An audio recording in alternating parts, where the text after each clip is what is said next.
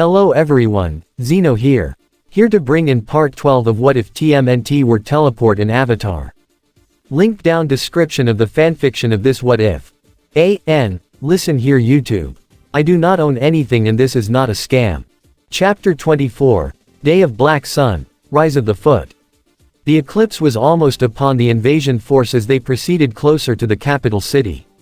The Fugitoid and all the swambenders remained behind to guard submarines on the beaches just in case they needed an emergency exit. The invasion force has already taken down the plaza tower and are approaching closer. Currently however, they were slightly pinned down. The earthbender tanks provided cover for the whole force as several firebenders, catapults, and tanks opened fire. Doors opened on the earthbending tanks as earthbenders shot out rocks to take down the heavy artillery, while Traximus hid behind one tank and opened fire with his energy Gatling gun, plowing through most of the front infantry. Usagi and Gen each had a bow and arrow as they opened fire to clear out the smaller infantry, even Leatherhead threw large pieces of metal from previously destroyed tanks. At the moment, it would seem the enemy would clear soon. While most of the invasion force was maintaining cover, Master Splinter, Sokka, Raph, Don, Mikey, and Bato were looking over some maps to quickly plot their next move.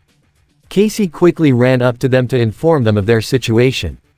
"We're beating them back," Casey informed, "but we better start hurrying before more show up." "We're working on it," Bato replied. Master Splinter took notice of some added company. "It would seem we have visitors." Sokka looked to where the rat sensei was pointing and saw Katara and April both helping Hakoda get to the makeshift base of the invasion force. "Dad," Sokka exclaimed happily as he, Toph, Raph, Don, Mikey, Master Splinter, and Casey met up with them. "Good to see you're on your feet there old man," Raph congratulated. "I'm not that old," Hakoda joked slightly. "But it's thanks to Katara's healing. She and Ms. O'Neill managed to help get me here, but I'm still in no shape to fight," he said as he sat down on a nearby rock. "You have done well to get us this far. Now it is time for you to rest," Master Splinter said. "So what's the situation?" April asked. "Everything's going pretty smoothly, and the eclipse hasn't even kicked in yet," Sokka replied. "Let's hope our luck holds out," Hakoda replied. Katara seemed to have noticed something as she walked forward slightly. Mikey noticed. "Hey Katara, what's up?" She looked up towards the sky slightly. "Hey, is that Aang?" "Leo." Katara wasn't wrong as she did spot the Avatar and the oldest Ninja Turtle flying down on their respective gliders. This really caught the group's attention. "What?" Don questioned. Leo and Aang both landed and joined their groups. Guys, what's going on?" April asked. "Please tell me you're here because the Fire Lord turned out to be a big wimp and you didn't even need the eclipse to take him down," Sokka hoped. "Or that Shredder gave up as soon as he saw you," Mikey hoped as well. "Mikey, I think you already know the answer to that," Leo told his youngest brother. "They weren't there," Aang told the group. "No one was. The entire palace city is abandoned." "What?" April, Mikey, Don, and Casey questioned at the same time while the whole group could only look in shock, save for Master Splinter who could only scowl. "What the shell?" Raph questioned angrily. "They knew," Sokka quickly realized. "If I recall, Princess Azula and the Shredder both infiltrated Boss Sing Se some time ago, so it's reason to believe the Earth King unintentionally informed them of the invasion," Master Splinter assumed. "We looked everywhere," Leo explained to the whole group. "All over the palace and the entire city. There wasn't a single human being." "It's over," Aang began. "The Fire Lord is probably long gone. Probably on some faraway remote island where he'd be safe during the eclipse." "Hey, you guys wanna know something weird?" Don began to tell Leo and Aang. "This whole time, ever since the fighting started, we've been fighting firebenders, tanks, battlements, you name it." "How is that weird?" Aang asked. "They were all Fire Nation," Don answered. "Everyone and everything we've faced so far has been Fire Nation." "So?" Leo quickly realized what Don was saying. "Where's the foot?" "You guys haven't seen any foot?" Aang asked as well. "No, we haven't and that's weird," Katara answered. "An entire army of firebenders and war machines, but not one single foot soldier," Raph added. "Something ain't right. Maybe they chickened out and left," Toph said. "Unlikely," Master Splinter responded. "The Shredder is a patient foe who bides his time. He is still here, I'm sure of it. Yeah, that's right, and my instincts are telling me the Fire Lord can't be too far away either. Sokka added. He would have a secret bunker. You're right, Sokka. Don added. Someplace safe and secure he'd be during the eclipse and still close enough to lead his armies. And the Shredder has gotta be there too. Mikey assumed. I'm guessing we're going to find a whole army of foot ninja there. If it's an underground secret bunker we're looking for, I'm just the girl to find it. Toph stated proudly. Don looked at his watch. Professor Honeycutt and I have managed to time the passing of the eclipse, and it looks like we got 10 minutes before it starts, and 8 minutes more for the whole eclipse to last. Meaning we'd have to win this thing in under 18 minutes. April gave a sigh. That's not long. Can we still do this in not even half an hour? I think we can. Aang stated. We can still win the day. I'm with Aang, if we have a chance to take down the Fire Lord and Shredder, we have to take it. Leo agreed. Hold on, I think April may have a point. Katara began. If they knew they were coming it could be a trap. What if there is a whole foot army waiting for us? Yeah, wouldn't it be better if we used the time we have left to leave and maybe plan to fight another day? April suggested. Hey, we don't run from nobody. Raph stated as he pounded his fist into his palm. Casey was in agreement. Got that right. I'm sure you guys can clear away those chumps and take down the head honchos in no time. April, Katara, this may be the only window of opportunity we have. Don told the girls. Solar eclipses are very rare, we'll never get an opportunity like this again. Donatello is correct. Hakoda began. Everyone who's here today came prepared to risk everything for this mission, they know what's at stake. If there's still a chance, and there's still hope, I think they want Aang to go for it. And if we all go together, we'll have an even bigger chance of taking the bad guys down. Mikey said seriously. What do you think, Sensei? Leo asked Splinter. I know it's risky, but we've come out of impossible situations before. I think we can do this. Master Splinter began to think for a moment. I believe Avatar Aang should make the final decision. Aang stood firmly on the ground as he looked towards the capital. I've got to try. Then we're in agreement, Leo said. With this new development we'll need a bigger strike team this time. Sokka, Raph, Toph, Don, and Mikey, you guys are with Aang and me. We're going to find this bunker. Katara, April, Casey, Hakoda, you guys and Master Splinter keep the invasion force moving to the capital. Everyone nodded, ready to continue this fight. Aang rode Appa as the armored sky bison soared in the air with Leo, Raph, Toph, Sokka, Don, and Mikey riding towards the royal city. They set down along the side of the volcano and dismounted the sky bison. Toph, do you feel anything? Leo asked as the young earthbender knelt down. Yep, there are natural tunnels crisscrossing through the inside of the volcano. Toph answered. Can you feel any foot ninja down there? Don asked. Not yet, but I learned the hard way just how sneaky those creeps can be. Toph replied. Anything else? Is there a structure somewhere? Sokka asked as well. Toph got into a stance before she thrusted her fists into the rock. There's something big, dense, and made of metal right in the heart of the volcano. Yep, sounds like a secret bunker to me. Mikey enthusiastically said. Well, Toph, would you kindly make a door? Raph requested with a smirk. With pleasure. Toph smirked as well as she created a large hole for all of them to jump into. Aang turned to his pet sky bison and lemur. Stay safe, we'll be back soon. He and the others prepared to enter the tunnel as they jumped down the hole. As they did, however, they failed to notice not far in the sky was the still cloaked invisible foot helicopter, with its foot pilots observing the whole thing. Master Shredder, the turtles and the Avatar have discovered the tunnels and the bunker, right on schedule. And the eclipse is just over 5 minutes away. A foot ninja informed through the comms. Stand by. Do not move, give the signal until the eclipse has begun. Shredder instructed. As you wish, Master. The foot replied. Which way, Toph? Raph asked as the group entered the tunnels. This way. Toph pointed down one area. The other one's a dead end. She began to lead everyone down the tunnel into the volcano's interior. What would we do without you? Sokka asked. Perish in burning hot magma. Toph replied simply as the group passed a small lava pool. Sokka saw the pool and freaked. Yeah, pretty much. Sokka comically agreed. You've been through one lava ride before, you've been through them all. Mikey dismissed as this wasn't their first time dealing with lava and magma. The group came before a large area of active steam lava vents. The tunnel continues on the other side, and it leads right to the bunker. Toph pointed out. You mean on the other side of a volley of vents that are so hot they can melt the skin right of our bones? Don pointed out and questioned at the same time. Yep, Toph confirmed. Why would these guys be so stupid to put their bunker in the middle of a volcano of all places? Raph questioned. Hey, it makes sense to me. Mikey pointed out. Only the smartest bad guys put their secret places in the most crazy places, making it impossible for the heroes to get to them. The entire group, even the turtles, looked surprised at Mikey. Huh, that actually makes a lot of sense, Leo said, sounding a bit surprised. It's classic villainy, Mikey said proudly. Told you reading all those comics would pay off one day. Great, but how do we get across? Aang asked. We'll have to be fast but careful, Sokka replied as he began running. Less than a second later, a small spool of lava shot out in front of him, but Don pulled Sokka back before he could get burned. Aang sent an air gust that quickly cooled off the lava vent. Okay, how would you guys get across? Aang asked the turtles.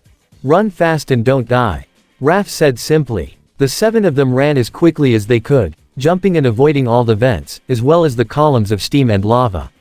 They successfully managed to get to the other end and down the tunnel. But they stopped when they found themselves facing a pool of lava that stood between them and their continued path. You've gotta be kidding me, Raph said with a face palm. What I tell ya? Mikey questioned. Classic villainy. How does that get us across? Sokka questioned. I can only carry 2 people at a time on glider, so I can't carry you all, Aang said.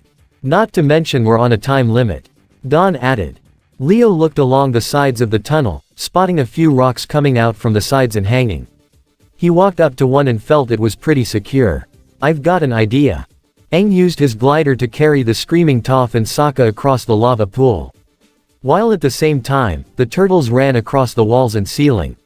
Leo ran and hopped across the stones on the right wall as Raph did the same for the left wall. Mikey and Don meanwhile swung from the stalagmites on the ceiling to get to the other side. There were a few close calls, but the heroes have managed to successfully reach solid ground and continued running down the tunnel.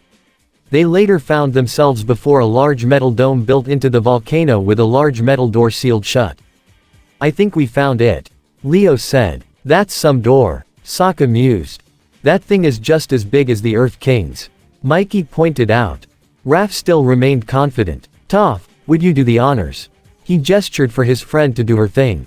She walked up to it. As she knocked on the door she felt its echoes. Not a problem. She used her metal bending to preform a series of elbow jabs to create a few dents on the door. After kissing her fingers she shoved them into the dent and was able to pry the door open with her bare hands, literally. Metal bending. Sweet, Mikey mused with an eager grin as the group ran inside. I am so glad we added you to the group, Sokka practically sang. Don, how long until the eclipse? Leo asked his younger brother as they ran. Don looked at his watch and saw the timer. Less than 2 minutes. Then let's pick up the pace, and hope the others are holding out, Aang said. Meanwhile, back with the invasion force. The small army of rebels and warriors has made it to the slope of the volcano as they began to ascend up the diagonal paths closer to their intended destination. Firebenders shot from above on their battlement towers at the Earthbender tanks, but the tanks proved to be too much. The Earthbenders themselves even carried shields above their heads to protect themselves from the blasts. The boulder and the hippo worked together to hit a slope with their earthbending to create a rockslide to take down the entire battlement. Traximus opened fire with his Gatling gun again as he tore through and destroyed a tower above him as well. Leatherhead had 2 shields in his hands. He protected himself from a fire blast with one before he threw the other with such force it tore through another battlement. The commanding Fire Nation officer saw his defenses being demolished from the slope above. He turned to the side and saw the eclipse was almost starting. Retreat. Everyone moved to the secondary defensive position. Retreat. A squad of firebenders shot their fireballs at the invading forces, but they were forced back by a volley of arrows. They looked in shock to see Usagi riding on a stolen Komodo rhino with Casey behind him. Jen also rode a Komodo rhino with a bow and arrow as she shot at the enemy. Usagi jumped from the Komodo rhino with both katanas in his hands as he slammed his feet onto a firebender. He used his swords to block a few fireballs before he sliced at the firebenders, knocking them down. Gen followed suit as he rolled off his Komodo rhino and ran forward, headbutting a Fire Nation soldier and sent him off the cliff. Casey gave a yell as he ran forward with a baseball bat in his left hand and a golf club in his right. He smacked one enemy across the face with the club before bashing another in the chest with a bat. He looked behind with Usagi and Gen to their approaching friends. "Yo fellas, keep it up," Casey exclaimed. "We got N on the run. Push forward fellow warriors. For honor. For victory." Usagi cheered as well as they continued to lead the invasion force up the slopes. Master Splinter addressed the troops on top of an earthbending tank. "The eclipse is nearing. Our victory is at hand. Once it has begun, secure the perimeter and the Fire Nation will be defeated." The warriors all cheered for the Rat Sensei as they continued to push forward. Meanwhile, Katara and April still continued to help Hakoda as they hung a little further back. "We can wait here if you want," Katara offered her father. "No, I want to press forward with the others," Hakoda replied. "We're almost there, don't worry," April assured. "Let's just hope the guys are doing okay." Underground tunnels. War Minister Chin whistled to himself as he casually walked down one tunnel. As he did, a few familiar characters ran past him. He gave a gasp, causing Leo, Raph, Aang, Toph, Sokka, Don, and Mikey to turn around in brief surprise at the sight of him. Raph immediately grabbed the War Minister with one hand and pinned him to a wall and held his sai in his other hand close to Chin's face. "The Fire Lord's chamber is that way," Chin immediately answered. "Down the hall, to the left, up the stairs, you can't miss it." They all glared for a second before Aang smiled. "Thanks." Raph threw the War Minister on the ground before the group ran in the direction that he told them to go. Once he was certain the heroes were out of range, he breathed a sigh of relief as he continued walking down the hall. However, before he could turn, one of the Foot Elite Ninjas stepped out in front of him. "War Minister Chin," the Elite Ninja began, "it is imperative you come with me, for your own protection." The surprised War Minister was not about to turn down an offer to have a bodyguard. "Lead the way." The Elite Ninja led the War Minister to their intended destination. Meanwhile, Leo, Aang, Raph, Mikey, Don, Toph, and Sokka continued to run down the tunnels. Don looked at his watch. "We have exactly 30 seconds till the total eclipse." The entire group came to a large metal door that bore the Fire Nation insignia right above it. This was their destination. "This is it. Are you ready, Aang?" Leo asked his friend. The young Avatar took a deep sigh. "I'm ready. I'm ready to face the Fire Lord." "We got your back, kid," Raph told him as each of the turtles drew their respective weapons ready to fight. Aang threw out a massive air gust with his staff, which completely blew the door off its hinges. They ran inside to a massive underground chamber with a single chair at the very end of it. But none were prepared for whom they saw in the chair. "About time you freaks got here. I was starting to getting a little bored waiting for you." Hun greeted with an evil smile, as he wore a pair of metal gauntlets. Aang, Sokka, Mikey, Don, and even Leo's mouths hung open while Toph and Raph could only scowl. "Hun!" Raph exclaimed with shock and anger. "What the shell are you doing here?" "Waiting for you," Hun answered. "Oh, and look, if it isn't the mighty Avatar, back from the dead." His smirk never left his face. "Of course, we've known you were alive the whole time, and the Foot has known about your little invasion since Boss Sing Se." Every single hero shared a look that served as a mixture of shock and anger. Meanwhile, Zuko and Karai both came towards a smaller bunker even deeper in the volcano. It had a small metal door with 2 torches at the side. "I'm ready to face you," Zuko stated. "I'll be by your side. I promise," Karai assured him as the two opened the door to the bunker. Fire Lord Ozai sat on his spot as he drank a warm beverage with an assortment of Fire Nation royal guards with spears protecting him. "Prince Zuko, Karai, what are you two doing here?" Outside, the eclipse was beginning, only seconds remained until it started. The invasion force moved up the slope of the volcano and were ever closer to the royal city. The Mechanist and Leatherhead moved together up the slope and both noticed the moon moving in front of the sun. "The eclipse has begun," Leatherhead shouted to the invasion force. "Everyone put on your eclipse glasses." the mechanist announced as he put on a pair of glasses he and Leatherhead designed for this moment. Everyone in the entire invasion force temporarily stopped to put on his or her own glasses. Everyone had them: Water Tribe warriors, Earth Kingdom fighters, Usagi, Gen, even Traximus had his own pair. Casey took off his hockey mask and put on another one that had eclipse lenses in the eyeholes. April, Katara, and Hakoda all had theirs on as well, even Master Splinter, as the four looked up towards the solar eclipse. "It's actually kind of beautiful," April admitted as they saw the eclipse. "But we must hurry, we only have a short amount of time before it ends," Splinter stated as they continued to move up the mountain. The invisible foot helicopter saw the moon had moved completely in front of the sun and the eclipse had begun. It was time. The lead foot ninja activated the comms on the link that the entire Foot clan shared.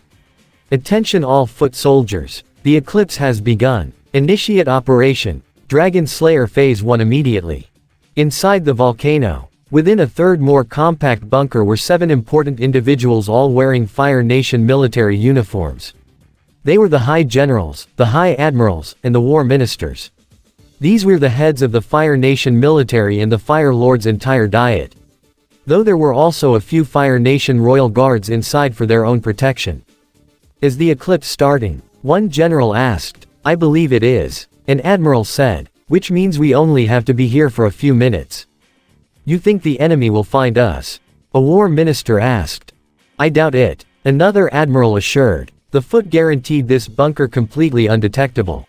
Once that was said, there was a sound of metal working on the other side of the only door in the bunker. The guards pointed their spears at the door, but once it opened it were revealed to be War Minister Chin, and his Foot elite escort. "Chin, where have you been?" one general questioned. "Sorry, got a little lost," Chin replied as he walked in. However, before anything else was said, right as the one elite ninja walked in, there were a few plumes of smoke around him as the remaining 3 Foot elite ninja appeared in the bunker as well. "The Foot elite," a general said in surprise. "This is unexpected." The elite ninja that was closest to the door was able to close it behind them. He then locked it, sealing off the only exit out of the bunker as all 4 elite ninja drew their respective weapons. Ozai's bunker. Zuko and Karai together faced Ozai and his many guards. "Why are you here?" Ozai questioned the two. "I am with Zuko," Karai said. "And I am here to tell the truth," Zuko added as well. Telling the truth during the middle of an eclipse. This should be interesting. Ozai motioned for his guards to leave. The royal guard quickly saluted before they left the bunker through a small door, leaving the only 3 remaining occupants. First of all, in Ba Sing Se, it was Shredder who took down the Avatar. "Not me," Zuko revealed. "Why would he lie to me about that?" Ozai asked. "Because the attempt failed," Karai answered. "The turtles saved the Avatar, he lives." "What?" Ozai angrily questioned. "He and the turtles are the ones responsible for the invasion," Karai continued. "In fact, they are in this volcano even as we speak." "Get out," Ozai spat as he stood up. "Both of you get out of my sight if you know what's good for you." "That's another thing, neither of us are taking orders from you anymore," Zuko replied. Ozai looked furious. "You will obey me, or these defiant breaths you share will be your last." He looked ready to kill them. However, Zuko revealed his Dao swords just as Karai took out her katanas. "Think again," Zuko exclaimed. "I am going to speak my mind, and you are going to listen. And I swear that if you do anything that would threaten Zuko, you will answer to me," Karai declared. Ozai scowled, as he knew that without his firebending he could not take them both. So he sat down and glared at them. Decoy bunker. Leo, Aang, Sokka, Raph, Don, Toph, and Mikey each had their respective weapons as they angrily faced Hun.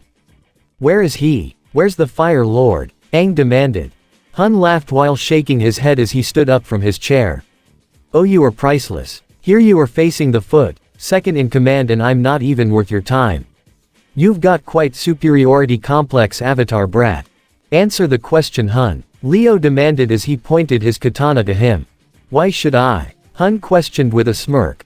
"Stop wasting our time," Sokka stated. "You are in no position to refuse. And stick to the truth, I'll be able to tell if you're lying," Toph added. "That's fine," Hun shrugged. "I guess I just won't say anything then." "Wrong answer, Hun," Raph stated. You start talking or what? You'll torture me. Hun mocked. I thought you were the good guys. Aren't the good guys supposed to be all nice and wimpy? I think we can make an exception with you.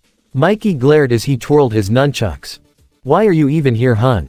Don questioned. While all you freaks got your little invasion going on, the Foot's got its own operation going on right now and we can't have you get in the way. Hun answered. Operation? What operation? What are you planning? Leo questioned. Hun smirked. I'll give you a hint. The fire that burns twice as bright only burns half as long. Aang was a bit confused. What's that supposed to mean? Raph glared. He's wasting our time. Toph. On it. Toph used earthbending to completely trap Hun in an earth dome, exposing only his head. You better start talking sense before we beat you senseless. You can't weasel your way out of this one, Hun. There's 7 of us and only 1 of you. Don pointed out. Hun's smirk never vanished. Count again. Toph's eyes widened with a gasp. He's right. He's not the only one in here. Everyone looked around. What are you talking about? Sokka asked. There's no one here. Yeah, I can't see anything. Aang said as well, but it was that statement that caused Leo's eyes to widen. We can't see them, Foot Tech ninjas. It was revealed there were at least 12 Foot Tech ninjas surrounded the group as they revealed themselves. They wore blue and black tech armor with orange goggles and each bore a katana. Aang and Sokka's faces were one of complete and total shock. Invisible ninjas. Sokka comically screamed with his eyes popping out. Not them again. Don grimaced. Oh shell, I hate these guys. Mikey grimaced as well. That wasn't the end of it. Hun gave a roar as he used his gauntlets, charged with electricity, to break through the earth trap he was stuck in. That's right, freaks. This little game of cat and mouse is just about over. Hun roared as he and the 20-foot tech ninjas charged forward at the surprised heroes. Third bunker. As this was going on, the Foot Elite have begun their attack, though it was more accurate to compare it to a slaughter. The guards tried to hold back the Foot Elite as they used their spears to block their weapons, but the elite ninja were far more experienced, so while the guards put up a good fight, they were the first to go as they were impaled, sliced, and cut down. The high generals, high admirals, and war ministers panicked as they tried to get out, but the door was sealed shut. One general tried to pry it open. Come on, help us. Someone please help us. His cries were only answered by a spear impaling him through the chest. An admiral and 2 war ministers were cornered by the elite ninja with the axe before he cut them down. Blood sprayed along the walls as the elite with the twin-bladed sword sliced at an admiral before facing another. Stop. No. The admiral begged, but the elite only responded with a slice across the chest, killing him. The elite ninja with the trident impaled an admiral before he and the remaining elite ninja faced the only survivor, War Minister Chin, who got onto his knees to beg. Please. The war is over. We can work something out. We don't have to. He didn't finish his sentence as the elite with the trident swept his weapon across his chest, killing the last member of Ozai's war council. One elite ninja accessed his comms. Master Shredder, the Fire Nation's war council has been terminated. Proceeding with Phase 2. Outside, the eclipse was still in effect as Bato and Casey made it to the top and looked down at the royal city below them. Surrounded the periphery. Bato ordered as the invasion force continued downward into the city. We have to secure the palace by the time the eclipse is over. Otherwise we'll be neck deep in bad guys. Casey added as they led their forces that poured down into the royal city. As the invasion force began to spread throughout the city, Master Splinter and a squad of earthbenders led by Haru and Tyro came face to face with a squad of firebenders and soldiers. Stop, Tyro ordered. The palace is being surrounded and you are outmatched. Splinter stated firmly. Surrender. We'll never surrender. A firebender exclaimed. He tried to perform an attack, but all he got was just a puff of steam. His firebending has been blocked. Warriors. Attack. 5 Fire Nation soldiers with swords and spears tried to surround Master Splinter. He gave a small look before he flashed several quick punches and kicks. Less than a second later, the warriors fell down into unconsciousness. The depowered firebenders quickly raised their hands into the air. Okay, we surrender. With the invasion force flooding into the royal city, Katara and April had helped Hakoda to the top of the volcano where they got a good view of the city below. There it is. The Fire Nation Royal Palace. Hakoda laminated. We've come so far. It's not over yet. Katara told her father. You hope Aang and the others are okay. I'm sure they're fine, April assured. We just have to do our part and hope they succeed with theirs. The two young women helped the injured soldier down below. Ozai's bunker. Karai looked upon Ozai with a hateful glare, but she allowed Zuko to be the one to speak first. For so long, all I wanted was for you to love me. To accept me. Zuko began. I thought it was my honor that I wanted, but really, I just wanted to please you. Zuko began to get angry.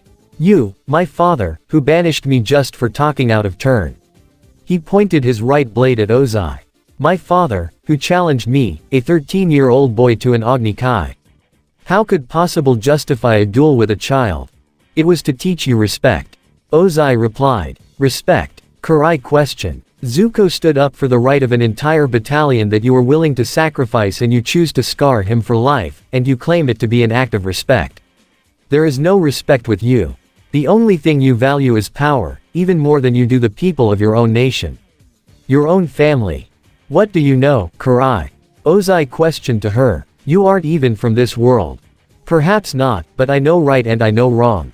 And I have the instinct to know which is which. Karai replied. She knows a lot more than you know. Zuko continued. So do I. And I've had to learn it all on my own. Growing up, we were taught that the Fire Nation was the greatest civilization in history, and somehow the war was our way of sharing our greatness with the rest of the world. There is no greatness in the acts your nation has committed in your name and that of your ancestors. Karai added. Your grandfather massacred an entire civilization of pacifists.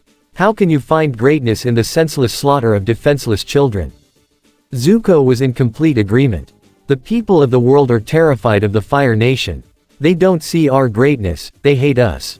And we deserve it. We've created an era of fear in the world, and if we don't want the world to destroy itself, we need to replace it with an era of peace and kindness. Ozai couldn't help but laugh. Your uncle has gotten to you, hasn't he? Zuko smiled. Yes, he has. This earned a glare from Ozai. You say I am not from this world. Karai began. While this is true, but I have seen through this invasion that countless people are rising against your tyranny. You seemed so calm about it, which is until we revealed the Avatar to be alive. So I see it in your eyes, you're afraid. Ozai glared further at Karai as she spoke. The Avatar has inspired countless people to rise against you, and you are powerless to stop it.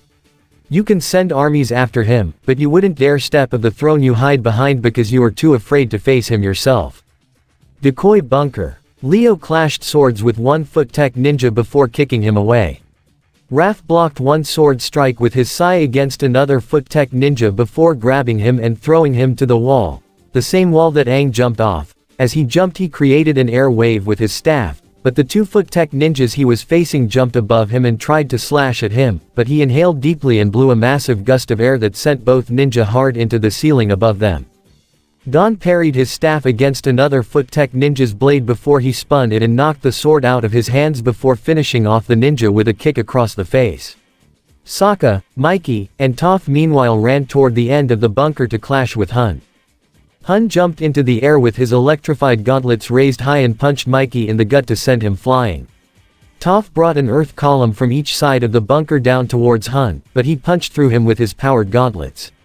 Sokka tried to rush him with his space sword. As he tried to slash, Hun blocked it with his right gauntlet before grabbing him by his leg and slamming him into the ground.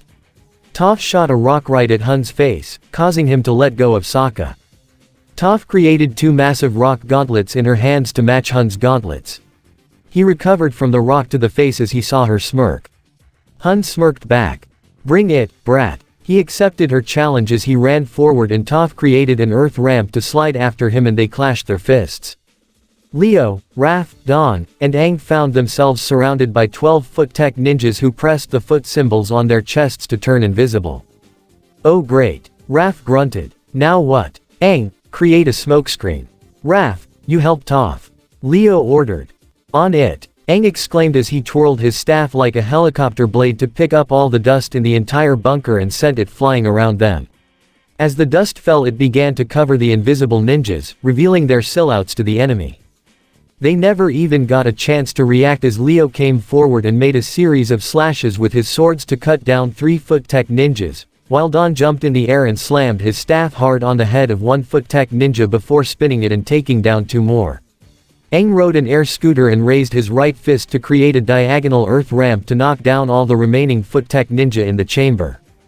Hun and Toph continued to clash and parry their gauntlets against each other. However, Toph's gauntlets were starting to break apart as the electricity from Hun's own gauntlets broke apart the rocks. When Hun reeled back a massive punch, he came in and shattered both of Toph's rock gauntlets and sent her smacking into a wall. "You're out of your league, kid." Hun mocked the downed Toph. "I think you got that backwards ugly." Raph yelled as he came down and slammed his foot into Hun's face, knocking him back. Raph then went on the offensive as he jumped up and laid a series of kicks to Hun's chest to knock him back. But Hun was able to catch Raph's leg to stop his attack.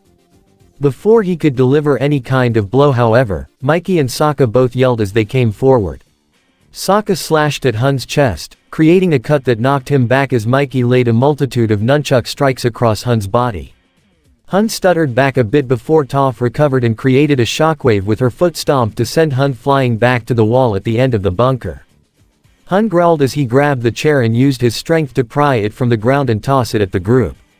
Toph created a rock shield to protect herself, Sokka, Mikey, and the recovering Raph from it. Using this to his advantage, Hun began to run his way out of the bunker. Using his own strength and the electric gauntlets, he punched his way through any rock or earth obstacle in his way. He barreled through the group of Aang, Leo, and Don, knocking them down as he came out into the halls. The 2 turtles and Avatar quickly recovered as Raph, Sokka, Mikey, and Toph began their pursuit. Hun made a sharp right as he quickly ran down one tunnel with the entire group in hot pursuit. Leo was the first to notice. "Guys, wait." The whole group stopped, even Hun in his spot. "It's a setup. Hun wants us to follow him." Sokka seemed to catch on as well. "Leo's right. He's playing. He's not even trying to win this fight. What gave me away?" Hun smirked with a shrug. "It's a trick," Mikey exclaimed. "You're trying to keep us here and waste all our time." Toph pointed to Hun. "Yeah, I'm pretty sure those 2 already established that, idiots." Hun stated. "You can't seem to see what's right in front. Oh wait, never mind. You're blind, you can't even see your own ugly face in the mirror." That only angered Toph. "How about I turn your face inside out?" "Toph, cool it," Raph told her. "I hate his guts too, but Leo and Sokka are right. We don't want the guppy, we want the big fish." Don looked at his watch. "Guys, we got 3 minutes and 42 seconds until the eclipse is over. Then we need to go now. Forget about Hun, he's not our priority," Leo ordered. "So what, we just ignore him?" Aang questioned to the leader turtle. "We're gonna have to. We've already wasted enough time. Let's go," Leo stated as the others begrudgingly turned around and walked down the other path. Hun stayed in his spot.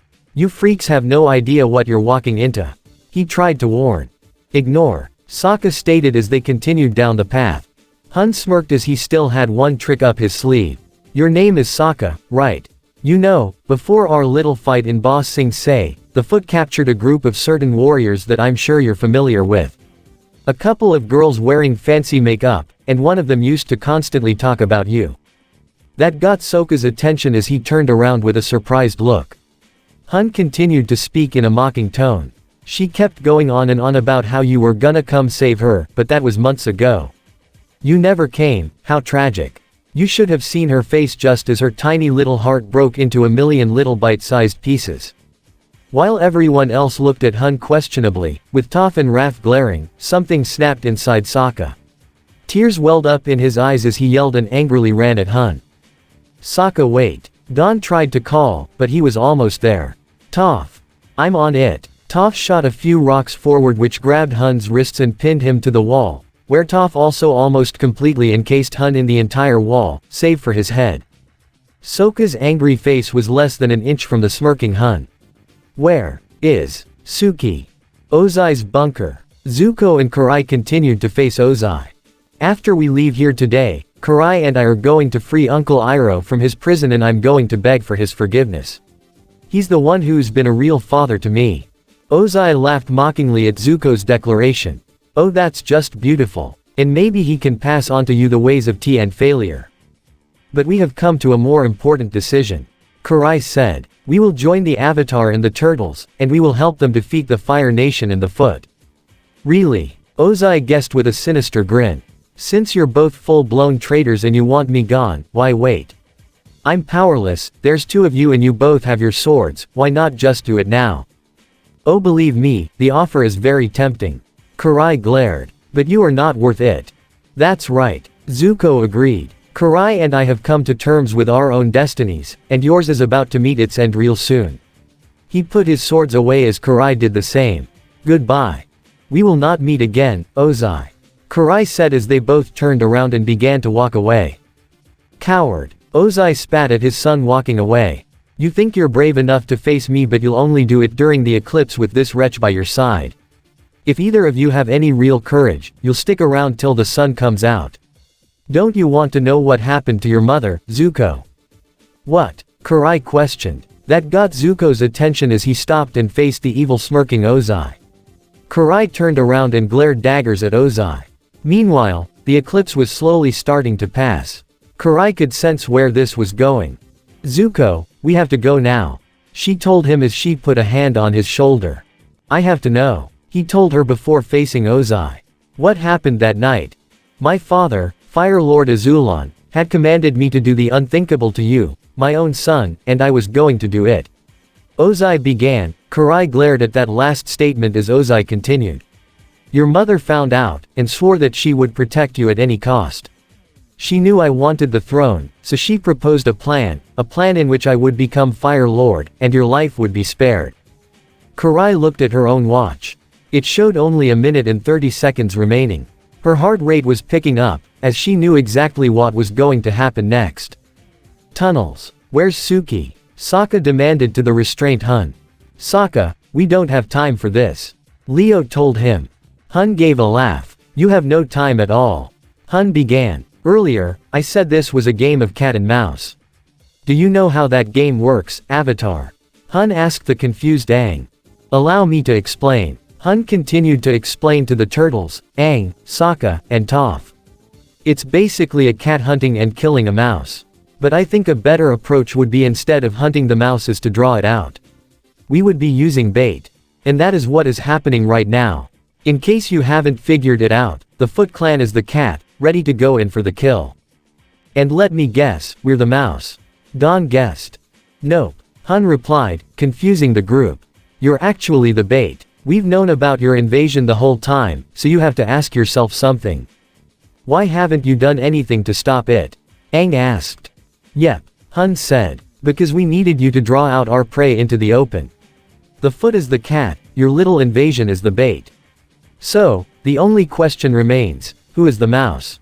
Ozai's bunker. The Fire Lord didn't notice something in the walls behind him, as it appeared there was a door opening to reveal his back as he continued to face Zuko and Karai.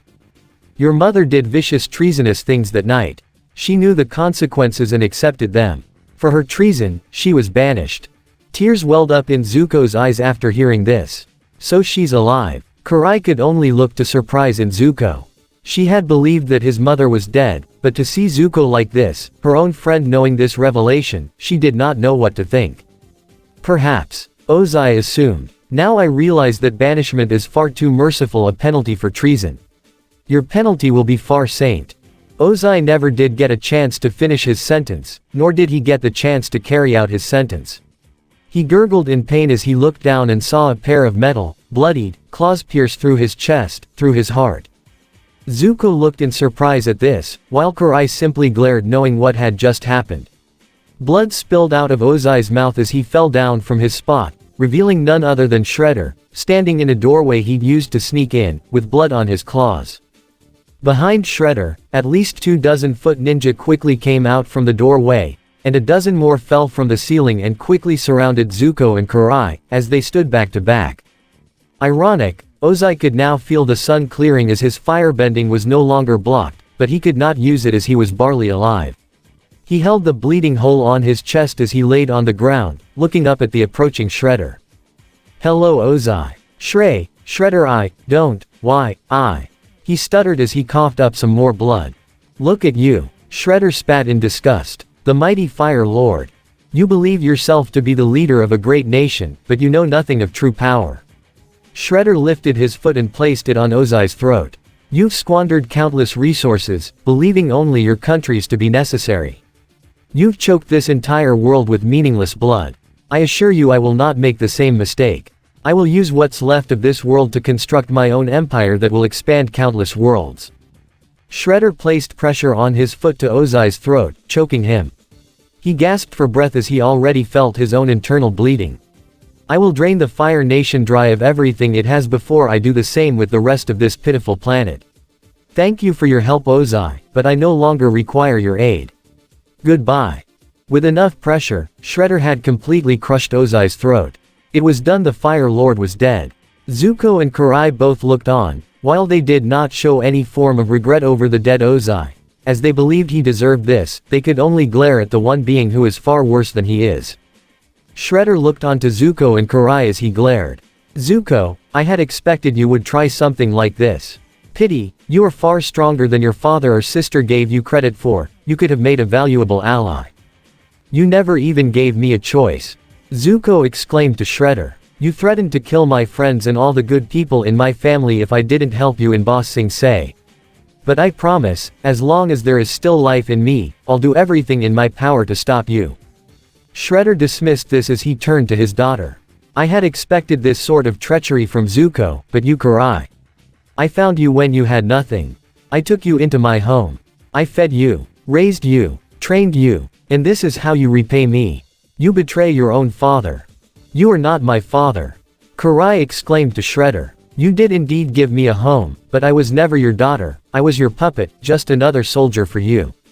I believed you had valued honor, but Leonardo was right, the only thing you value is power. You claim to be better than Ozai, but you are no different. If anything, you are worse for what you intend to bring to this world. The Shredder glared his red eyes at this defiance. Very well, those who are not with me are against me. And I crush anyone who stands against me. Zuko and Karai stood back to back as the ninjas unsheathed their katanas ready to strike. Zuko. I'm on it. Zuko responded to Karai as he created several streams of fire around his arms and began to circle to create a large fire vortex around him and Karai. This temporarily blinded Shredder and his ninjas. Using this to her advantage, Karai put on a metal glove before taking out the sword of Tengu. She used its power to shoot to backward. A bolt of blue energy shot out from the sword and blew away the door. Zuko and Karai both quickly ran as fast as they could out of the bunker and into the tunnels. After them, a ninja ordered as the fire cleared. No, Shredder stopped his forces from pursuing them. But master, they have the sword of Tengu and... I am aware, Shredder interrupted. But we cannot afford to stray from the operation. We must continue, or everything we've done here will be for nothing. All the foot ninja bowed as Shredder accessed his comms. Attention all foot soldiers. The time for games is ended. No more charades. Initiate operation. Dragon Slayer Phase 3. Now. Tunnels. Hun heard this declaration in his ear from the comm he had. Toph also heard it with her advanced hearing. Guys. She got everyone's attention with wide eyes. I just heard Shredder's voice. He's about to pull something big. What? Aang questioned. And that would be my cue to leave. Hun said as he used his own strength and the electric gauntlets he had to break his way out of the restraints Toph had previously put him in. The group moved back to get some distance as they faced Hun. If I were you freaks, I'd head outside. Hun told them. Trust me, you and your little invasion force is gonna be in for one hell of a show. Hun then began to run down the tunnels away from the group of young heroes. He's getting away. Raph exclaimed. Raph, no. We've already wasted our time. Leo stopped his older brother. He's right. Don looked at his watch. The eclipse is over. I feel for it. Sokka blamed himself. I used up all our time. It's not our fault, Sokka. The foot knew we were coming. Toph told him. Shredder and Hun played us. Mikey agreed. They had everything planned out. And now it's too late. Sokka said. Maybe it's not too late. Aang declared. The eclipse is over, but I can face the Fire Lord anyway. Aang, something is telling me the Fire Lord is not the problem anymore. Leo began. The foot were waiting, and remember what Hun said, With that whole cat and mouse thing, there's more going on than we know. But I'm ready, Aang argued. I came here with a job to do and everyone's counting on me. I think Leo's right, Aang. Don agreed. We thought we had the advantage but we didn't. Shredder planned for us to show up. If we go any further, we'd be walking right into a trap. Plus, Hun told us that we should go outside. Meaning he might have something planned for our friends. We have to get them out of here. Toph was in agreement. As much as I hate to admit, I think we should leave. This just wasn't our day. Raph said. All our friends are gonna be in trouble soon if we don't get back outside and help them. Mikey added. Guys, Aang tried. I don't if I can. Aang, listen. Leo began. This whole thing was a trap, and Shredder's got something big going on. We need to get everyone out of here before all our friends get swept up in it. Until we know what exactly is going on here we can't rush in blindly. We need to leave now. Aang let everything sink in. He began to think and he realized his friends were right. I guess you guys are right. Leo put a hand on his brother's shoulder. There will be another day. I promise. Outside, the invasion force had the entire perimeter of the palace completely surrounded. The eclipse was over so everyone was taking off his or her eclipse glasses. Katara and April helped Hakoda to lean against a tank. So what now? Casey questioned as Splinter looked outward to the palace. The eclipse is over, so shouldn't something have happened by now? I don't know. Hakoda admitted. I've got a feeling though with the eclipse done we'll be seeing some firebenders any second. April said. But we still haven't seen a single foot ninja. You're right. Katara agreed. I've got a bad feeling about this. Master Splinter's eyes shot open. Your instincts are correct. I sense danger. Look. Everyone looked to where Master Splinter was pointing. The entire invasion force looked to see 5 Fire Nation war balloons rise into the air from behind the royal palace. Are those hot air balloons? Casey questioned. The mechanist was the first to recognize them. My own invention. Oh, this is terrible. Jen spat to the side again. Big deal, we can take down a few balloons. I am afraid those are the least of our worries. Leatherhead said as the small arm saw 5 much larger Fire Nation airships. Yes, those could be a problem. Usagi observed as the invasion force saw their airborne enemy. While everyone could only look in absolute shock, Katara heard a familiar roar. She looked to see the approaching armored sky bison. They're back. She and April immediately ran to meet them. Aang, Leo, Mikey, Sokka, Raph, and Don saw the Fire Nation air fleet and could only look in shock. Even Raph was speechless. From the lack of voice, Toph could tell there was something bad going on. Appa landed in the middle of the invasion force as Katara met Aang. She could tell by the look in his eyes that something bad had happened. It was all a trap. Sokka stated as everyone got off. We ran into Hun in the tunnels and the Foot had everything planned out. Don added. The Foot. But, what I don't. April stuttered.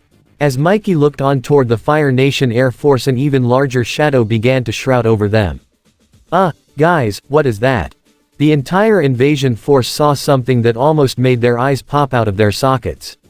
What the shell? Raph exclaimed. What they saw was a massive black aircraft carrier with 4 engines on each corner allowing it to stay airborne. This massive ship had a large assortment of turrets and guns across both its lower hull and the upper deck. It easily dwarfed the Fire Nation airships in size as it hung over the entire air fleet with its shadow cast over them.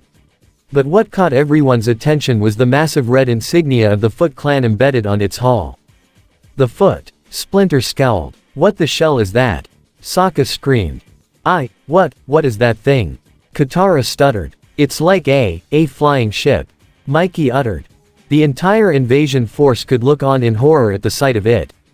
From within the giant flying aircraft carrier was a control room. There were many consoles over the control room with several Foot technicians working on each console. At the end of it was a glass floor, which stockmen used to observe the land down below as well as the Fire Nation air fleet below them. Dr. Stockman laughed. Oh, look at the pitiful Fire Nation. They believe themselves to be the most advanced civilization in this world. Those little airships are nothing more than toys compared to the grand magnificence of the Foot carrier. The invasion force could continue to stare in shock at the flying Foot carrier that continued to hover over the Fire Nation airships. What sorcery is this? Usagi questioned. Not sorcery, science, Traximus said. I can see a lot of Triceraton tech on that thing. I can even identify some Utrom-based components as well. Leatherhead observed. But I truly have never seen anything like this. Don accessed his comm device. Professor Honeycutt, I'm pretty sure you can see the same thing we're seeing up here, but what is it exactly? The foot carrier was so large it was even seen from the beach where the swambenders could only look with dropped jaws.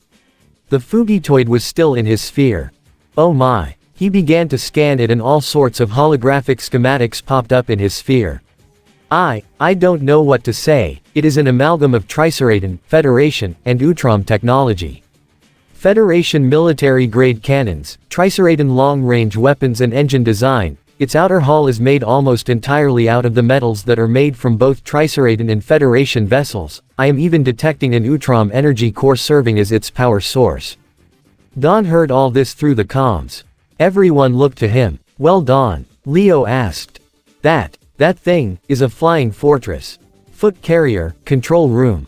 Drive Stockman, sir. One foot technician at a console spoke. We have the Fire Nation airships in our targeting sites. Perfect. Stockman had an evil smile on his face as he looked to a screen on the ceiling where it showed a target look on the 5 airships below them. Everyone outside could see the massive guns on the lower hull move and shift from their previous positions. Their guns are moving, we should get out of here. Mikey exclaimed. Wait, they're not targeting us. Leo said, this confused the group around us. What? Aang asked. What do you mean, they're not targeting us, who else would they be targeting? Sokka questioned. Leo's eyes widened as he remembered what Hun told them. Because we needed you to draw out our prey into the open. The foot is the cat, your little invasion is the bait. So, the only question remains, who is the mouse? Realization hit Leo like a ton of bricks. No, he breathed. What? Leo, what is it? Katara asked. Master Splinter recognized the look on his son's face and knew what it meant. So, that is his game, he said with a scowl. Leo, April asked. I figured it out. Leo began as he turned to all his friends and the rest of the invasion force. This whole thing was a game of cat and mouse. The Foot Clan was the cat, hunting its prey. This is a trap, but it's not meant for us. We were the bait to lure the mouse out. But now I see the Fire Nation as the mouse. Leo, what are you saying? Aang questioned. Leo looked with a serious expression, facing the entire invasion force. The Shredder is overthrowing the Fire Nation.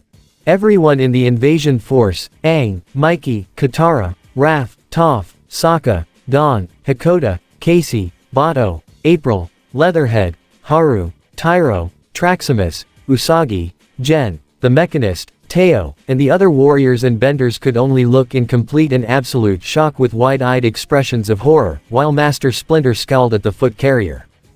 Open fire. Dr. Stockman ordered. Everyone below looked in greater shock as the foot carrier's guns opened fire, and just as Leo had assumed, the invasion force wasn't the target. Energy blasts and missiles shot out of the foot carrier's turrets and hit the Fire Nation airships with explosive results. Whoa, Casey said with wide eyes underneath his hockey mask. No way, Mikey breathed. I don't believe it. Sokka breathed as well. Master Splinter was the first to assume command. Everyone, let us use this to escape. While they are distracted, we must leave the Fire Nation capital now before the Foot set their sights on us. But what about? Aang tried. Aang, if you go up there, you'll get shot down in less than a second. Don told him. He's right, we need to go. Leo ordered the invasion force. Everyone back to the beaches. We are leaving. With nothing else needing to be said, everyone began to make a quick retreat. Fire Nation Royal Prison. Zuko and Karai ran as quick as they could to the prison tower, where there were signs of battle evident on the front entrance. Once inside, the place looked like an army had blasted through. The two even ran past a beaten guard who could shudder in terror as they ran past him. They made it to the cell. Uncle! Zuko exclaimed, only for them to look in surprise to find the prison cell completely broken down, with Iroh nowhere in sight. He's gone, Karai said. How? Zuko looked to the beaten and tied up male guard who had been mocking Iroh since his imprisonment.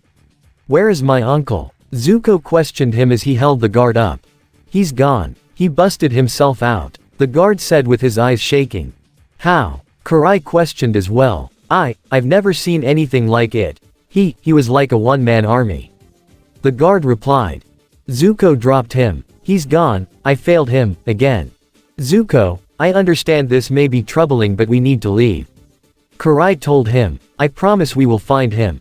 He regained his bearings. You're right. He can take care of himself. Come on, let's get out of here. Zuko and Karai then proceeded to leave. Outside, the foot carrier continued to bombard the Fire Nation airships with its missiles and energy blasts. At this point, the 3 airships in the middle were completely covered in flames as what was left of them was now falling to the ground. Once they landed, they all exploded, killing whatever survivors might have been on board. The 2 outside and remaining airships tried to ascend, but were still in very rough shape, having taken a bit of a bombardment for them. Fire and smoke came up from the sides of them. As they tried to ascend, the firebenders on board tired to shoot back, but the flames just bounced off the hull. This move proved to be a fatal mistake for them as there were even larger cannons on the deck. They opened fire and completely tore apart what was left of the remaining airships. They were both cleaved in half from the rapid fire energy blasts. Both flaming halves of both ships fell to the ground and exploded once again just like the other 3 did. Meanwhile, the war balloons flew to try and get some distance. One firebender on board could only look in terror. How could this have happened? I don't know, but we need to. A second firebender, the one providing flames for the engine, tried to say, but he was interrupted as the foot helicopter deactivated its camouflage to appear in front of the balloon. You are not going anywhere. The foot ninja at the controls of the helicopter said as he pressed on a button on the trigger. Gatling guns on the side of the helicopter opened fire and completely tore through the war balloon, and the firebenders on board, as if it were tissue paper. The remaining 4 war balloons attempted to circle around the helicopter and the firebenders shot streams of fire at it, but a blue shield appeared around the entire helicopter to protect itself from the flames. It opened fire again with Gatling guns and tore through the one in front of it. 3 heat-seeking missiles also shot out of the sides. They easily locked onto the heat provided by the remaining 3 war balloons and blew them up as soon as they made contact. With that, the entire Fire Nation Air Force had been completely annihilated in less than 10 minutes. Drive Stockman, a foot technician at the controls, informed the doctor on board. The enemy is destroyed, but the invasion force is about to retreat. Then by all means, cut off their exit. Stockman ordered. The invasion force was trying to make its way down the slopes of the volcano as quickly as they could. But when everyone looked up they could see the Fire Nation Air Force was already gone. Leo looked and saw the guns were changing direction, they were aiming toward the beaches. Leo accessed his comms. Professor, you and the Swambenders need to get out of there. Now. But the submarines are our only way out of. Professor, that thing just obliterated 5 Fire Nation airships in less than an hour, and you yourself said it had long-range weapons. Get out of there. That's an order. Leo ordered. Understood. We are evacuating the area now. Sokka, Appa, Aang, Raph, Don, Mikey, Toph, and Katara heard all this as well as they quickly approached him. But those subs are the only way off this island. Katara stated. It doesn't matter. Don replied. That fortress in the sky can make direct hits even from where it is now. They all saw the foot carrier slowly making its way towards the beaches. Raph looked up and saw a few smaller guns aiming toward them. Everyone, take cover, Raph exclaimed. Toph made a large slab of earth cover her whole group, including Appa.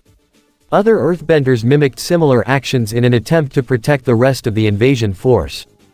The foot carrier's smaller guns opened fire. They bombarded the earth slabs, which many earthbenders, including Toph, used earthbending to try and create pillars to provide more and more support. A few blasts hit the earthbending tanks and completely derailed them. Fortunately, the earthbenders inside were still protected by the outer armor. The foot carrier flew over the area and was getting closer to the beaches where the Fugitoid and the Swambenders attempted to make a run for it. Even Hugh had to abandon his seaweed body. That thing will be at the beach in less than a minute. Mikey exclaimed. How are we all going to escape? Sokka asked. We will not. Master Splinter said as he approached the surprised group. He's right. Hakoda agreed as Casey helped him. We're not getting off this island. Then our only chance is to stay and fight. Sokka declared as he punched his right fist into his left palm. We have the Avatar, we could still win. Sokka, I don't think even Aang can stand a chance against a flying fortress like that. Don pointed out. Donatello is correct. Master Splinter said. It is true that with the Avatar we could still win, but that will not be this day. My sons, you in a small group will escape on the Sky Bison while everyone else will stay behind and surrender. What? Leo exclaimed. Sensei, you can't be serious. Raph exclaimed as well. I am deathly serious, my sons. Master Splinter said. We can't leave you guys behind. Katara exclaimed as she came to her father. We won't leave anyone behind. This is not up for discussion. Master Splinter told them. Everyone here is in agreement, we will surrender ourselves and allow us to be taken. But you all must leave now. Splinter is right. You are our only chance in the long run. Hakoda agreed. You all have to go with Aang somewhere safe, it's the only way to keep hope alive. The youngest of our group should go with all of you. Bato agreed as well. The adults will stay behind and surrender.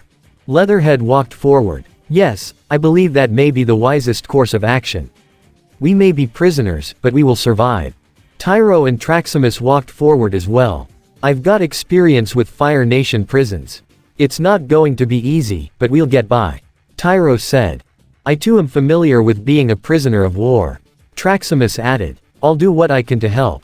Leo looked toward the foot carrier. They're at the beach already. With the Fugitoid and the Swambenders at a safe distance, they watched as the foot carrier opened fire with its missiles and completely blew apart the submarines. But that wasn't the end of it.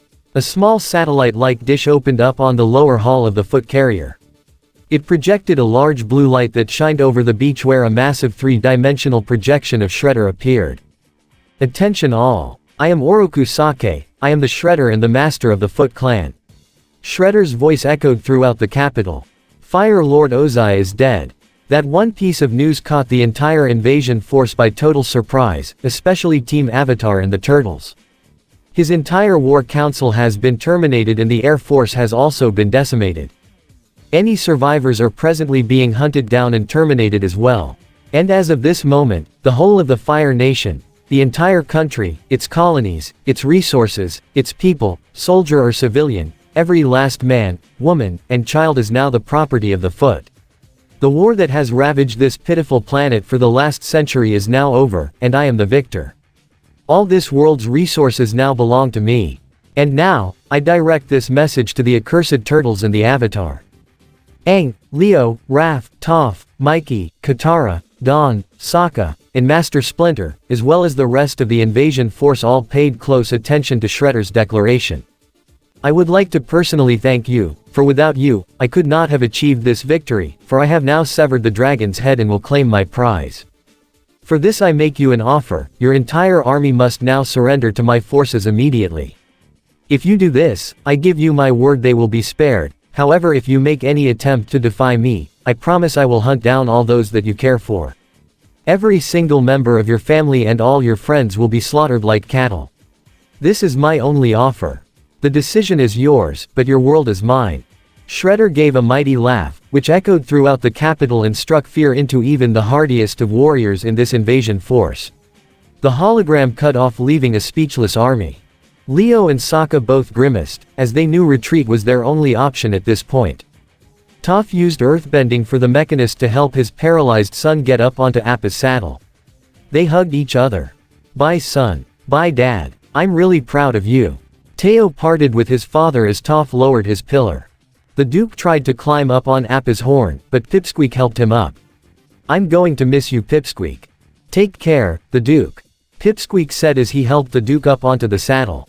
Haru embraced his father Tyro as well. We'll be back for you, Dad. If we don't escape on our own first. Tyro swore. April, you should go too. Casey told her as he walked up to her. Casey, you're coming too, aren't you? April questioned. Casey lifted his hockey mask. Sorry, I'm gonna surrender with everyone else. What? April exclaimed. No way, you're coming with us. April, look. Casey grabbed her by the shoulders and looked her in the eye. These guys are gonna need my help. I'm going to try to organize a breakout and we'll meet up with you later. Don't worry, I'll be fine. Tears welled up in April's eyes as she embraced him in a hug, which he returned. Casey. You big lug. I'm proud of you. Take care of yourself, babe. Casey also handed her his duffel bag of sports gear and his hockey mask. Look after this stuff, it belonged to my dad. April nodded as she rubbed the tears from her eyes. Yeah, okay. Leo faced Usagi and Jen. Usagi, I'm sorry. I didn't mean to drag you and Jen into this. There is no need to apologize, my friend. Usagi assured. This isn't the first time I've surrendered to an enemy. I promise we will fight again someday. But you owe me a lot of food for this. Jen joked. Leo gave a smirk. It's been an honor, and I know we will see each other again.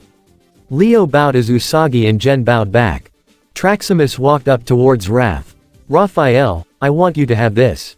He handed Raph his axe. Raph was surprised as he held the weapon. Trax, I can't take this. I insist. Traximus told him. I want to give it someone I trust, whom I know will take care of it. Raph gave a smirk. Take care of yourself, big guy. The two fist bumped. Mikey and Don both faced Leatherhead. You two must look out for everyone else. I promise that we will meet each other again someday. You got that right, LH. Mikey agreed. Take care of yourself, Leatherhead. Don told him. Katara and Sokka both faced their father. We lost today, but we've never been this close. We tasted victory and that counts for something. We'll miss you, Dad. Katara was the first to embrace her father, and Sokka followed suit as well. Bye, Dad. We won't be apart for too long this time, I promise. Sokka promised. Before they mounted Appa, Leo, Raph, Don, and Mikey all faced their adoptive father. You four have grown so much. You have accomplished things I would never have conceived of. I have never been more proud to be your sensei, and your father. Master Splinter told them. Mikey sniffled a bit as all four turtles embraced their sensei. Thanks for everything, Master Splinter. Leo said. We'll see each other again soon. That's a promise. The turtles, April, Toph, Katara, Sokka, the Duke, Haru, and Teo all boarded Appa with Momo. Aang was at the reins as he held his head down, with tears flowing from his eyes. Katara and Leo joined him and put supportive hands on his shoulders. Aang looked to the turtle he saw as an older brother, and to the one he loved who both offered him supportive smiles. Aang stood up as he faced everyone in the invasion force. Thank you all for being so brave, and so strong. I'm going to make this up to you. Katara and Leo got into the saddle with the others as Aang took the reins and Appa soared into the sky as everyone on board looked back to their loved ones. Once Appa was out of sight, it wasn't too long after that foot ninja quickly appeared and surrounded the entire invasion force. Several dozen slid down from the royal city down the slopes, while several other dozen climbed up quickly from down below. Over 100-foot ninja approached the invasion force, each one bearing a katana sword or a spear. A plume of smoke appeared before Master Splinter, Hakoda, Casey, and Bato. The smoke cleared to reveal the Foot Elite. I take it these are foot soldiers. Hakoda assumed. That is correct. Splinter confirmed. Bato was the first to walk up to the elite. We surrender. A wise decision. One elite ninja replied. Casey helped up Hakoda. The Water Tribe chieftain gave a slight smirk towards the elite ninja. Nice hats, by the way. Casey chuckled while the elite ninja all glared. Appa flew well past the foot carrier and well outside their firing range. Drive, Stockman, we have them in our sights. Should we follow them? Negative. Stockman said. We need to secure the capital and make sure no Fire Nation soldiers survive, and that the invasion force is captured. Besides, they'll be back. The armored Sky Bison flew with all of its passengers as far away from the Fire Nation capital as they could. So, where are we going? Leo asked Aang. I know just the place to go where we'll be safe for a while. The Western Air Temple. Aang answered as he made for Appa to fly in that direction. As the Sky Bison flew in the clouds, no one seemed to notice a small war balloon following them. The only two passengers being Karai and Zuko, with the sword of Tengu in their possession. Fire Lord's throne room. The Shredder stood in the throne room of his latest victim with Hun as well as Stockman as they reported to their master. The capital is secure, Ozai is dead, the entire Fire Nation is now under the Foot's control, and the invasion force has surrendered. Hun informed. I have also sent out word to the remaining Fire Nation bases of our little story that we made. It won't be long till they all bow down to us. Stockman added. What of the turtles, and the Avatar?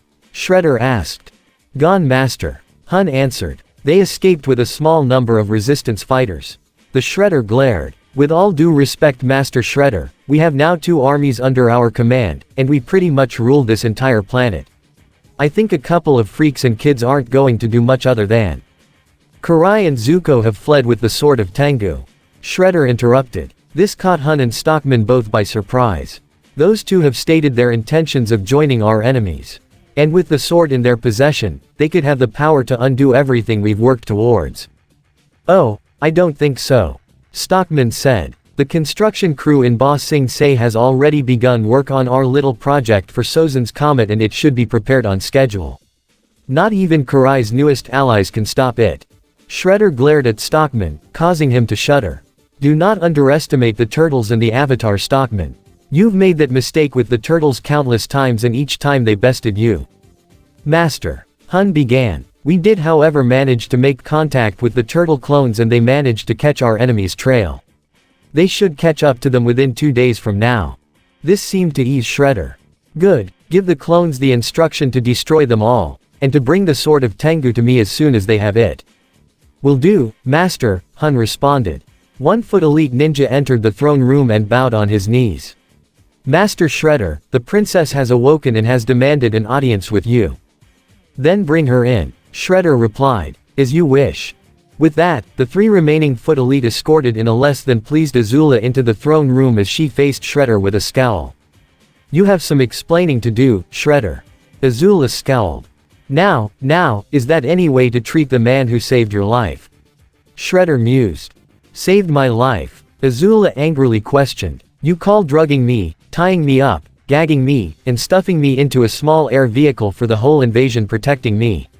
When my father hears about this, he'll. Your father is dead, Shredder interrupted. This caught Azula completely off guard. Her eyes widened, as she couldn't muster a response right away. What? I am sorry, Shredder told her, in fake sincerity. How? Azula questioned in a state of disbelief. We thought of everything. Tears seemed to well up in her eyes. How could he be? It would seem your brother was more clever than you believed. Hun began. He and Karai have been spies the whole time. They kept in constant communication with the Avatar and the turtles. They told your original plan to them and helped lead the entire invasion force to your old man. This cannot be. Azula fell onto her knees. Tears seemed to fall down. I don't believe this. They betrayed us. That is why I had you stowed away. Shredder told her. So that you would be kept safe. Azula looked with a face of anger and teary eyes as she faced Shredder. But why didn't you save my father? Why? Why didn't you? There was nothing I could have done. Shredder answered as he lifted his helmet to reveal his face as Oroku Sake. By the time I discovered this treachery, I could not do anything to alter it. Your father's fate was sealed. So, we lost the war. Azula looked down as tears continued to flow. No, we did not. Stockman said, surprising Azula. I have managed to use our organization's resources to construct a near-indestructible war machine. While your brother and Karai were able to sabotage the airships, which led to their destruction, they could not touch my creation, which was able to successfully repel back the invasion. Although our 2 little traitors managed to escape with the turtles, the Avatar, and a few others. Azula truly did not know what to say. Azula, I am truly sorry for all of this, but now is not the time to mourn.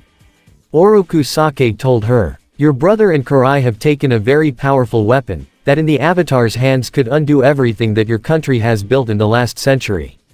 That being said, finding them is our top priority, and I will need you by my side for that. Need me? Azula questioned. Oroku Sake put his helmet back on. While this outcome was unfortunate, your father told me that in the unlikely event he should perish, his powers would shift to me. Seeing how that has happened, the burden of the throne has fallen to me now. You could say that I am the new Fire Lord. Azula looked and listened to Shredder intently. Unfortunately, Shredder continued, though my resources are vast, I alone cannot command the combined might of both the Foot and the Fire Nation. And so, you will assume command, just as you have done before. Really? Azula questioned. Should you choose to accept, this would be the new chain of command. Shredder explained. Drive Stockman will remain in charge of the tech division, leading to the construction of powerful war machines to enforce our rule in this world. Hun will command the foot soldiers with my elite ninja. And so, the Fire Nation's military will fall under your complete command. Their entire army and navy will all answer directly to you. Shredder extended his hand to Azula. So, Princess Azula, will you join me? Will you aid me in the rise of an empire that will grow and expand beyond not just your world, but countless others? Azula's look turned into that of an evil smile. I would be honored. She shook his hand before she bowed on her knees to him. I will join you, Master Shredder. Good, welcome to the foot, Azula. Shredder congratulated as he let loose an evil laugh that echoed throughout the entire royal palace. Chapter 25, The Western Air Temple. What was left of the failed invasion force had been walking under the hot sun in a barren field for what seemed like hours. Aang, Leo, Katara, Raph, Toph, Mikey, Sokka, Dawn, April, Haru, Teo, and the Duke walked alongside the still armored Appa to the place where they could regroup. Momo was also present, resting on top of Aang's head. The scene was nothing short of depressing. Not only did they fail the invasion, but the Shredder and his Foot clan had completely overtaken the Fire Nation. In addition, many of their friends and families that had been with them during the battle had been captured by the Foot. As the heroes all slumped walked to their destination, while some dragging their weapons, Raph carried the axe given to him by Traximus as April carried the hockey mask and duffel bag of sports gear that belonged to Casey Jones. This is humiliating, Katara said. Which part? Raph questioned. The part where we got our shells kicked by the Foot, or that we have to walk to this stinking air temple? Both, Katara replied. Sorry guys. Aang apologized. But Appa gets tired carrying all these people. I can't believe what Shredder did. Mikey stated. He took over the entire Fire Nation. I'd like to know how he even did that. Sokka said. How is it one guy was able to completely overthrow the Fire Nation in one day, when no one in the world has been able to do for 100 years? We must have missed something. Dawn guessed. Something we didn't take into account. Look guys, it doesn't matter how it happened, what matters is what we have to do to strike back. Leo told the group. And how do we do that, fearless leader? Toph questioned. I don't know. Leo said honestly. I don't know, but we'll think of something. I wonder how the rest of the troops are. Teo wondered. The Foot are probably having them sent to some kind of prison. April guessed. That sounds about right. Haru responded. Seems like my dad just got out, and no he's going back in.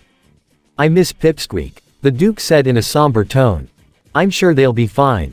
April told them. They've got both Casey and Master Splinter with them, not to mention a couple of our friends too. Great, in the meantime the rest of us are having blisters on our feet. Sokka whined. Quit whining Sokka, it ain't helping. Raph told him. How far are we from the Western Air Temple? Leo asked as they continued to walk. Toph stopped in front of the group when she felt something with her feet. Hey, we're here, I can feel it, she joyfully exclaimed.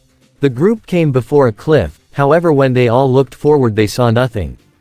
You sure Toph? I don't see anything, Mikey observed. Yeah I think your feet need their eyes checked. Katara agreed.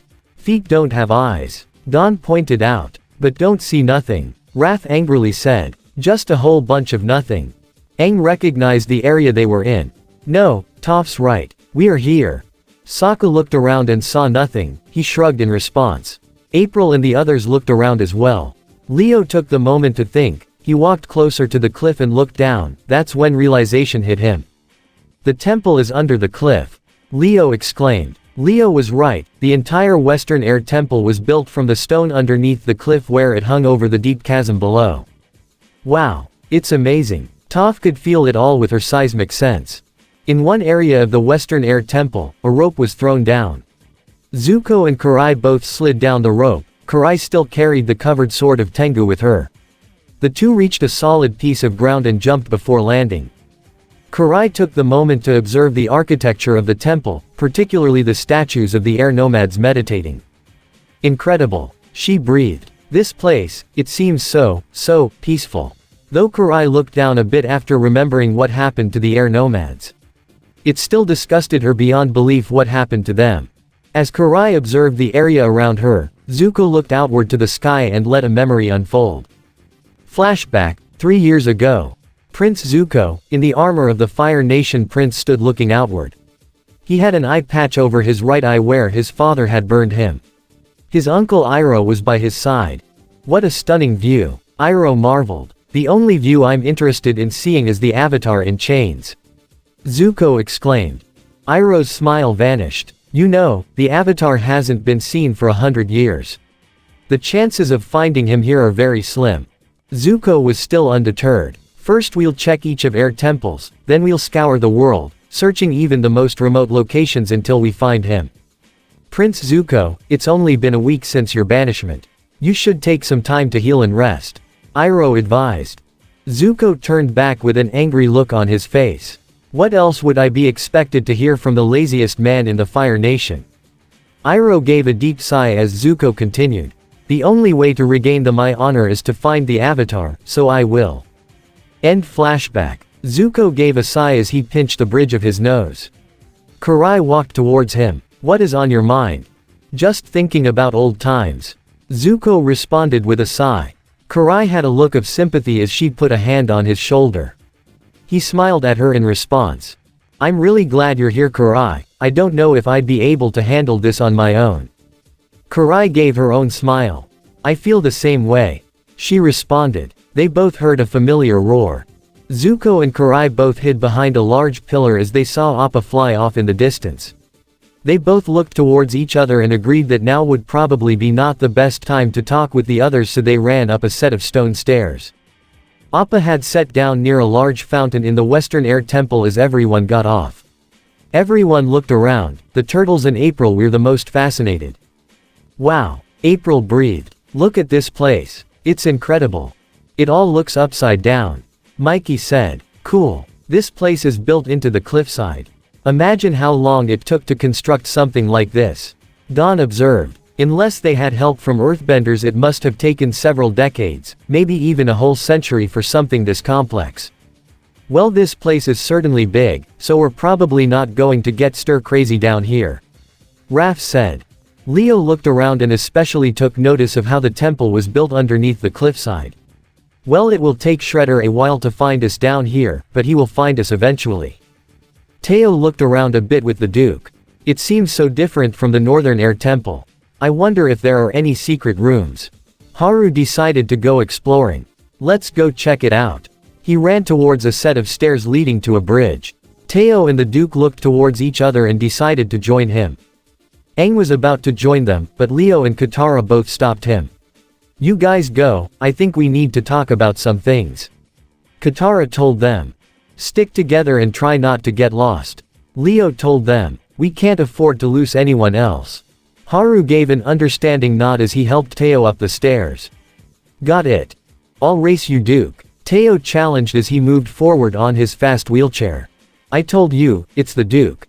The Duke responded before he and Haru ran after them. Aang turned to face Katara and Leo. Why can't I go? Because we need to figure out what our next step is. Leo told him. The invasion was a bust, so we need a new plan.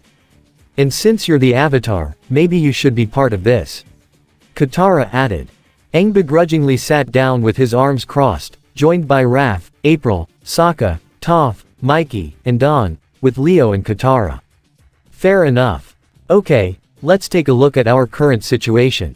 April said. We've lost most our allies and friends, and Shredder is now in control of the Fire Nation. Given that country's resources, plus his own, it'll make him an even more dangerous threat than Ozai, and even more than what he was before. Don added. Yeah, our situation basically sucks. Mikey said. I still want to know how he did all that. Sokka pointed out. Seriously, how the heck did he take down the Fire Lord when no one could this last century? You literally asked that question before. Raph told him. Okay, well, does anyone have an actual plan? Aang irritatingly questioned. Well, if you ask me, it's probably going to be the same basic plan as before, with a few minor alterations. Leo told Aang. You need to master all 4 elements before Sozin's comet comes, but instead of fighting Ozai, we're fighting Shredder. Aang wasn't convinced. Are you guys forgetting what happened the last time I fought Shredder? You weren't ready back then. Don pointed out. This time you will be. And besides, you're not fighting him by yourself either. Leo said. Shredder's our enemy too, the best way for us to take him down is for us all to fight him together. But if we're gonna do that, we all need to be at our best, which in your case means mastering firebending. Oh yeah, that's great. No problem, I'll just do that. Aang stated in obvious sarcasm as he flicked a rock. Geez, don't be such a wet blanket about it. Mikey stated. Why do we have to wait for the comet anyway? Toph asked. Shredder's not a firebender, it's not like he can use it. He'll find a way to make it work for him. Leo said. He always finds a way. Getting back to the mastering 4 elements plan, no one said it was going to be easy. Katara told the young Avatar. Well, it's not even going to be possible. Aang exclaimed. Where am I supposed to get a firebending teacher? That's a good point. Dawn admitted. Katara began to think. We could look for Jung Jung. She suggested. Aang still wasn't convinced. Yeah right, like we'll ever run into Jung Jung again. He laid back. Who's Jung Jung? April asked Toph. No clue. She shrugged. But if it's someone important we'll find out. Oh well, I guess we can't come up with anybody. Aang began to run out. Why don't we just take a nice tour around the temple? He suggested as he ran out on his new gilder and flew out with Momo by his side. Aang wait. Leo called but he was already long gone. Raph face-palmed. Oh not again. Why do we have to put up with this kid again? Because he's the messiah for this planet. Dawn reminded. Is he always like this? April asked Mikey. Sadly, yes. Mikey replied. Sokka tried to think. There's got to be someone who can teach him firebending. We can always grab a random firebender and force him to teach Aang. Raph suggested. I'm okay with that plan. Sokka agreed. No. Leo insisted. We don't do that. You got any better ideas? Toph asked. Meanwhile, in a campsite of a nearby forest where Zuko's war balloon was parked, he began to pace around to practice his redemption speech. Hello, Zuko here, but I guess you probably already know me, sort of. So, the thing is, I have a lot of firebending experience, and I'm considered to be pretty good at it. Well, you've seen me, you know when I was attacking you. Yeah, I guess I should apologize for that. But anyway, I'm good now. I mean, I thought I was good before but, now I realize I was bad but anyway, I think it's time I joined your group and taught the Avatar firebending. Karai had leaned back on a tree with her arms crossed, and a large bullfrog next to her. I remain unconvinced, she said as though she were his practice audience. The bullfrog croaked as well. And so is he. Zuko sighed. Yeah, I probably expect that. I don't have a lot of experience with this sort of thing. What would you say? Karai began to think. Well, for one, I would get straight to the point. Don't be around the bush, just say it. Do you think they'd listen to us? Zuko asked. Well, I know for certain that Leonardo will. Karai replied. The others, I'm uncertain. The bullfrog croaked again as they both looked at it. What exactly do we have to offer them anyway? Zuko asked. I mean, yeah, I can teach the Avatar firebending, and you're a great warrior, and probably know a lot about the foot, but I'm sure they probably want more. I believe that they may want to know exactly how the Shredder was able to overthrow Ozai and take over the Fire Nation, so we'll tell them that, and how he's able to rule that nation without them rebelling against him. Karai became serious. But one thing is certain, no matter what, they must take the sword of Tengu. Are you sure it's really all that? Zuko asked. I trust you, Karai, but it's hard to me for imagine that one sword can be so powerful. I've only seen its power a few times myself, but that was more than enough. I've never seen a weapon of such power. Karai responded. In Shredder's hands, I doubt even the Avatar could stop him. Zuko was a bit surprised. All the more reason for them to take it. He sighed. Karai, I'm sorry if it looks like I'm dragging you into this. You have nothing to apologize for. Karai assured him. This is as much my choice as it is yours. No matter what happens, I will never leave your side. Zuko couldn't help but smile. Thank you, Karai, I'll be at your side to all the way. She smiled back in response. The bullfrog croaked near them again. It was late in the afternoon as the sun began to set and orange filled the sky. Aang flew on his glider with Momo by his side. Though there was the familiar roar from Appa as he flew with all 4 turtles, Katara, Sokka, Toph, and April to try and catch up with Aang, who was purposely avoiding them. Aang, can we talk about you learning firebending now? Katara called to him. Aang tried to act like he didn't hear her. What? The wind is too loud in my ears. There is no wind, Aang. Leo called out to him as well. We know you can hear us. What? You guys want to see a trick? Aang purposely misinterpreted. Well, check out this loop. The young avatar performed an aerial loop, as did Momo, who glided by his side. Quit being a baby and deal with this. Raph exclaimed angrily to Aang. Aang, I think we should be making some plans about our future. Sokka called out as well. Seriously, I am the expert at goofing off, but I know this isn't the time for it. Mikey called to Aang. Aang flew back down to the spot they were at before, while Appa flew the rest back down as well. Alright, we can do that while I show you the giant pie show table. They landed on the ground. You can show us later. April told him. Right now we need to talk about our plans. I think that'll have to wait. Toph said, getting everyone's attention. We've got company. Appa moved out of the way as Toph pointed behind her, where everyone saw two familiar individuals waiting for them, a certain firebending former prince and a kunoichi formerly affiliated with the Foot clan. The group certainly didn't expect to see them here.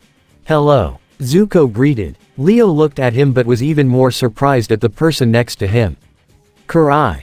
We need to talk, she said. Raph immediately took out the axe he had. Talk to the axe cause the ears ain't listening. Mikey, Dawn, Aang, Sokka, and April seemed to be in agreement as they each drew their respective weapons, while Katara took a waterbending stance. Leo threw a hand out in front of them. Hold on. Before anyone does anything they might regret, let's find out what's going on first. Leo told them. Well, we saw you guys flying around, so we thought we'd wait for you here. Zuko said. Appa walked towards the two, Zuko in particular. He roared at first but then licked Zuko, causing Aang to look in disbelief. Appa took the moment to sniff Karai as well. She slightly backed away cautiously, but was surprised when the sky bison licked her too, also to Aang's disbelief. I get we're probably be the last people you're expecting to see here. Zuko said. Not really, since you chased most of us all over the world. Sokka stated. And you guys are actually more like the second to last people we'd expect to find here.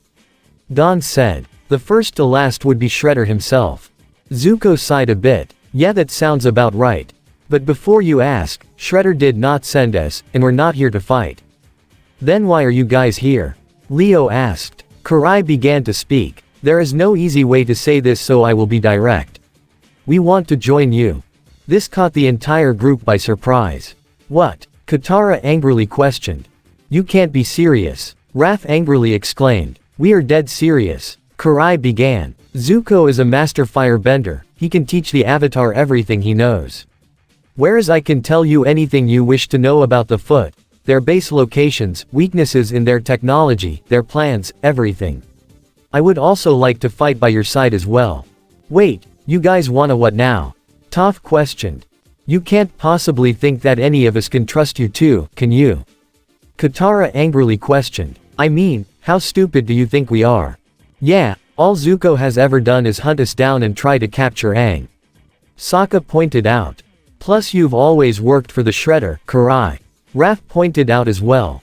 You're just his little pet. I've done some good things. Zuko said. I mean, I could have stolen your bison in Ba Sing Se, but I set him free. That's something. Appa licked Zuko again. Appa does seem to like him.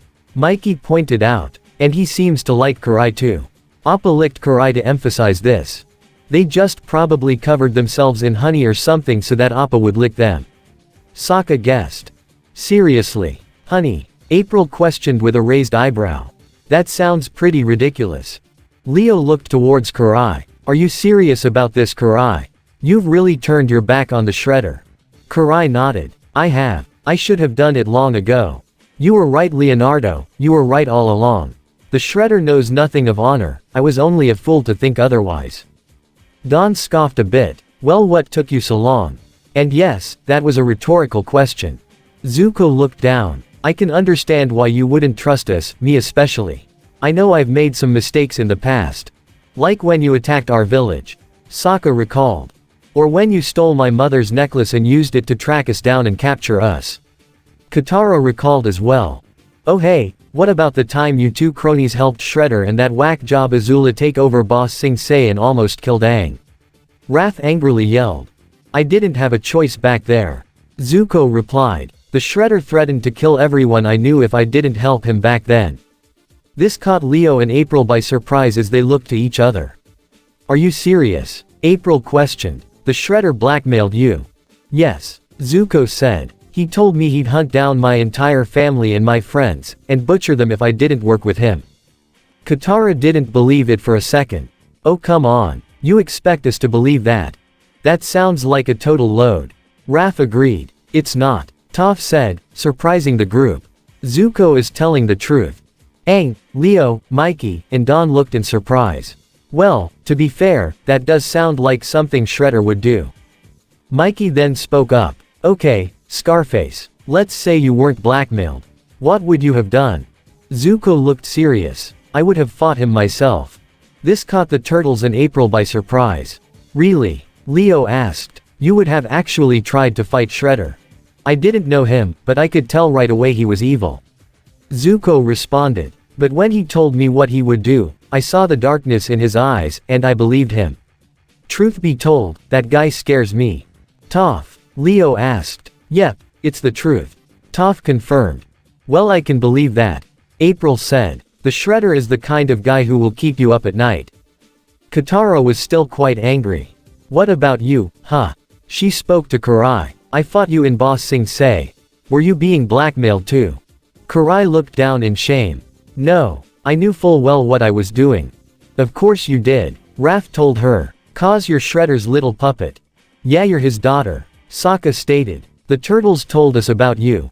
You can say you've tried to help them before, but you've always put that of a father of yours first. Katara angrily said. You're just like him. Karai looked to Karai with a serious expression. Your name is Katara, correct?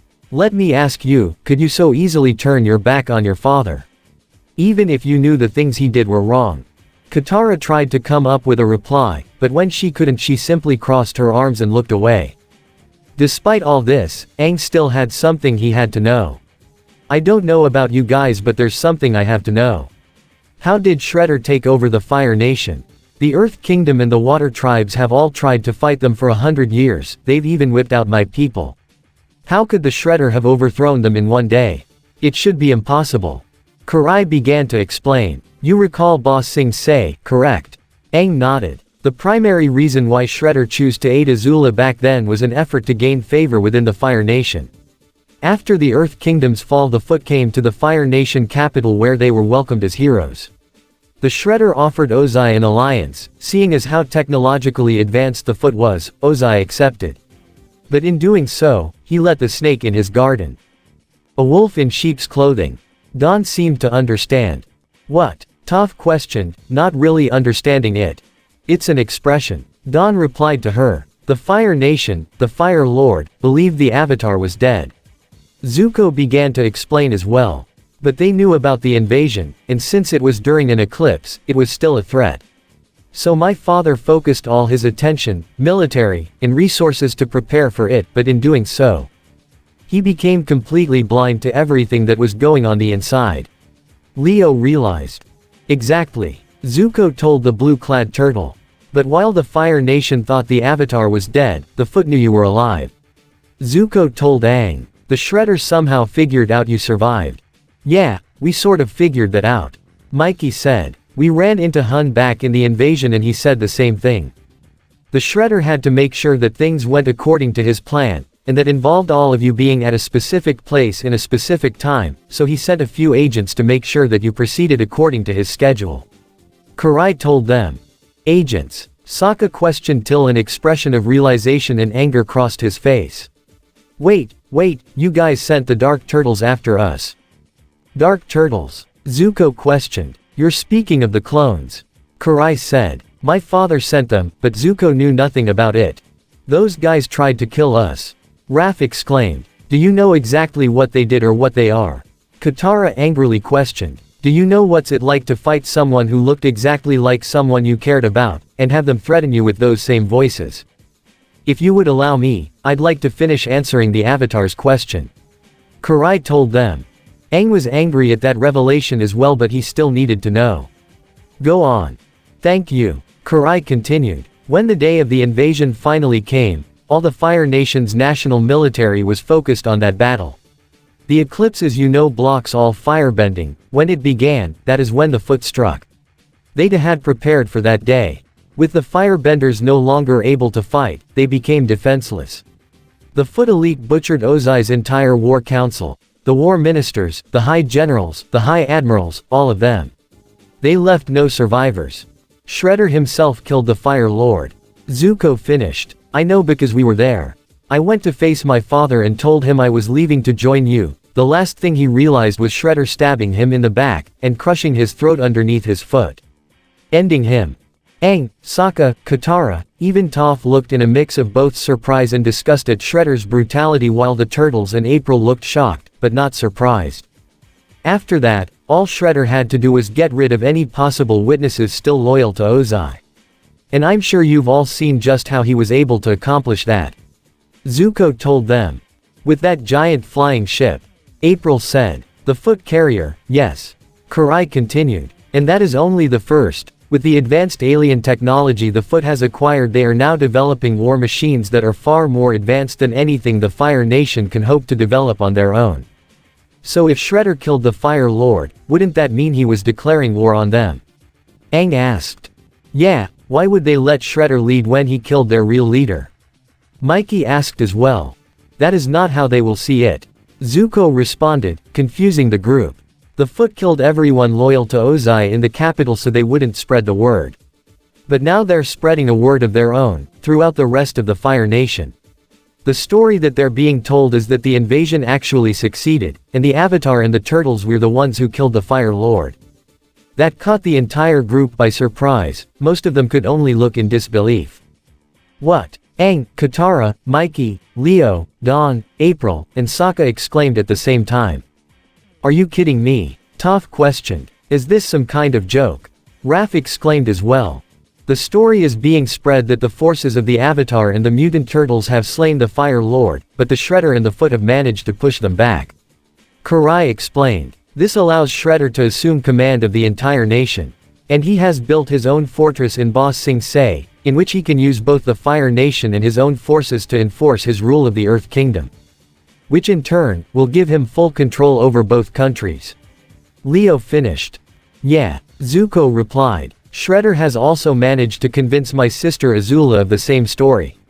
She now follows him, and the Fire Nation military now takes orders directly from her. This gives them some sort of security that at least one of their leaders survived. This came as absolute shock to every human and turtle present. Most could not believe what they just heard, especially those in Team Avatar. But the turtles, while initially shocked, were only reminded that this is exactly what Shredder would have done. Yep. Mikey began. Looks like we're screwed. Mikey. Everyone else all exclaimed to him at the same time. What? It's not like we got something that can help us come back from this. Now you do. Karai told him, getting the group's attention. She put on a protective gauntlet as she reached for the cloth-covered sword strapped to her back. She grabbed it and pulled it out. The cloth fell and revealed the sword to the group.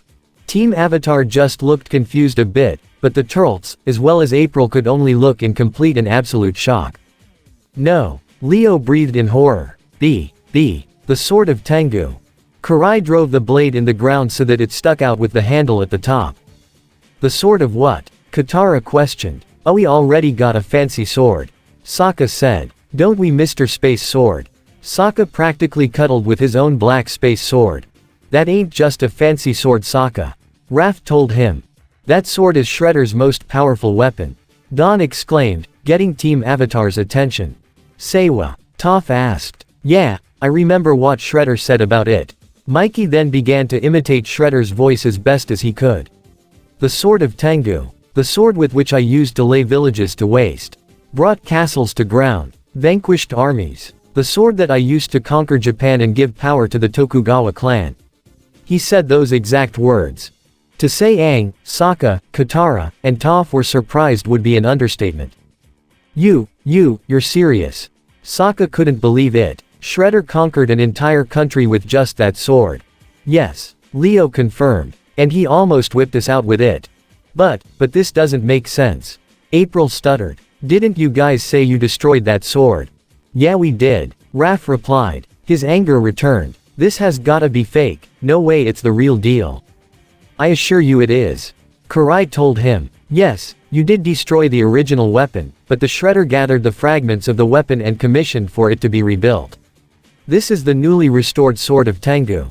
And I promise it is every bit as powerful as the original, perhaps even more so. The Turtles and April had a bit of trouble taking this in. Shredder rebuilt the sword, but you stole it from him. Leo questioned. We did, Zuko confirmed, and he was not happy about it.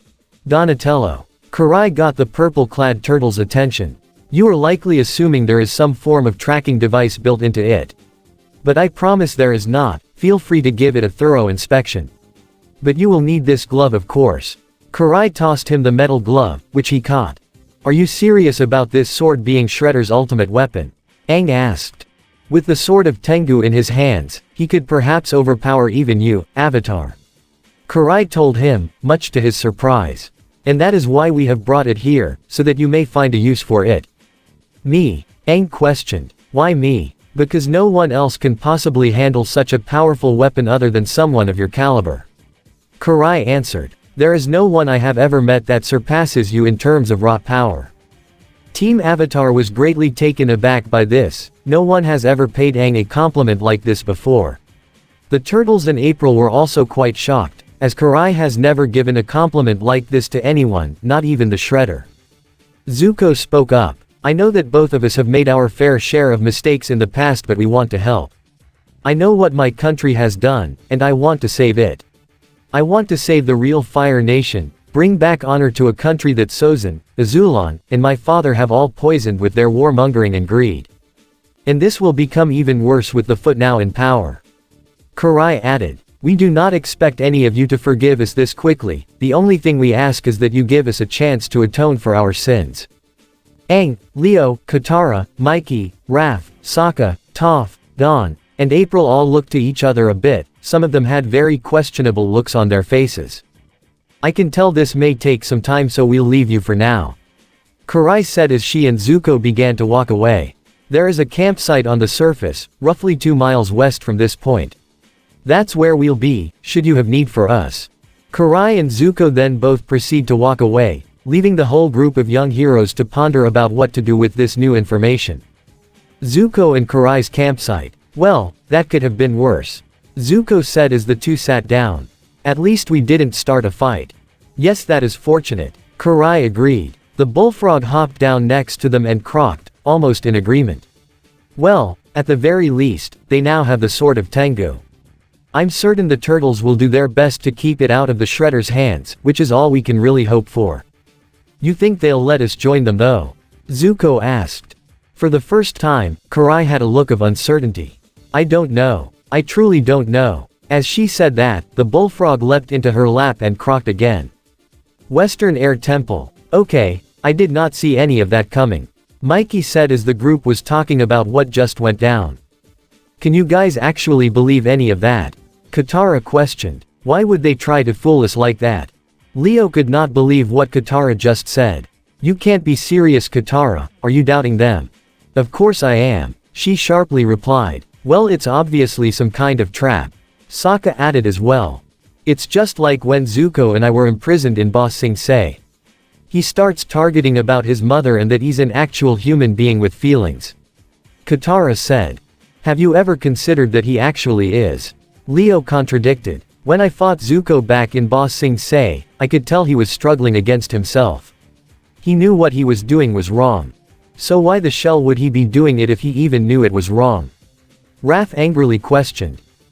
Maybe because he was blackmailed by Shredder. Mikey chimed in. Yep, he was telling the truth then. Toph added. And about him setting Appa free, and wanting to fight Shredder. It definitely sounds like something Shredder would do. April said.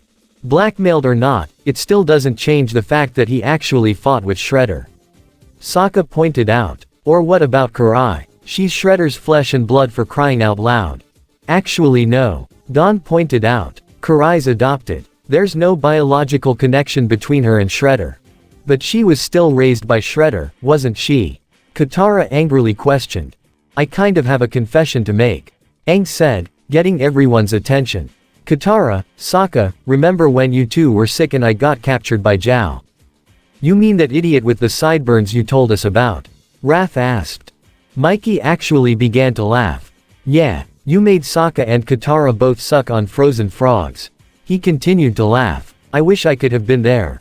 It's not funny, Sokka exclaimed. I had a wart on the flap that hangs down from the back of my throat for a month. He showed the flap for emphasis, causing most of the group to look curiously. It's called a uvula, Sokka. Don told him. This seemed to confuse Sokka. Hey, do I look like a girl to any of you? That statement confused the entire group. What? April questioned in confusion. No, the flap in your throat is called a uvula. Everyone's got one. Besides Sokka, I looked at it and told you there was nothing there. Katara told him. I could feel it. It's my uvula flap thingy. Sokka exclaimed, only to be smacked upside the head by Raph. Anyway, Aang got back to the story. When Zhao had me chained up, it was Zuko who came in and got me out. He risked his life to save me. Really? He actually saved you back then? Leo asked. No way. Katara didn't buy it for a second. I'm sure he only did it so he could capture you himself. Sokka was in agreement. Yeah, face it Aang, you're nothing but a big prize to him. Maybe Zuko was like that then, but I can tell he's not like that now. Leo said. Like I said, he was struggling when I fought him in Ba Sing Se, and I don't really blame him. Given how confused and hurt he was, as you said Katara, it wouldn't have been too much effort for Shredder to force his hand like that. Oh come on, Katara exclaimed. Leo, you can't seriously be defending him. Yes, I am, Leo insisted. Both he and Karai have good in them, I can tell.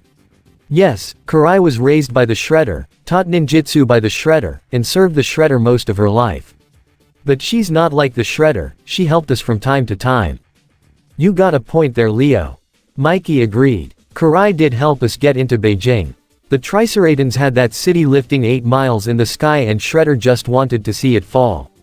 She helped us to get in there and stop that, saving millions of lives. I don't buy that for a second. Katara said. If she was good, why did she go back to Shredder? Huh. Because she's his little girl, that's why. Raph agreed. That's all she'll be. Shredder's little daughter, adoptive or not. Okay.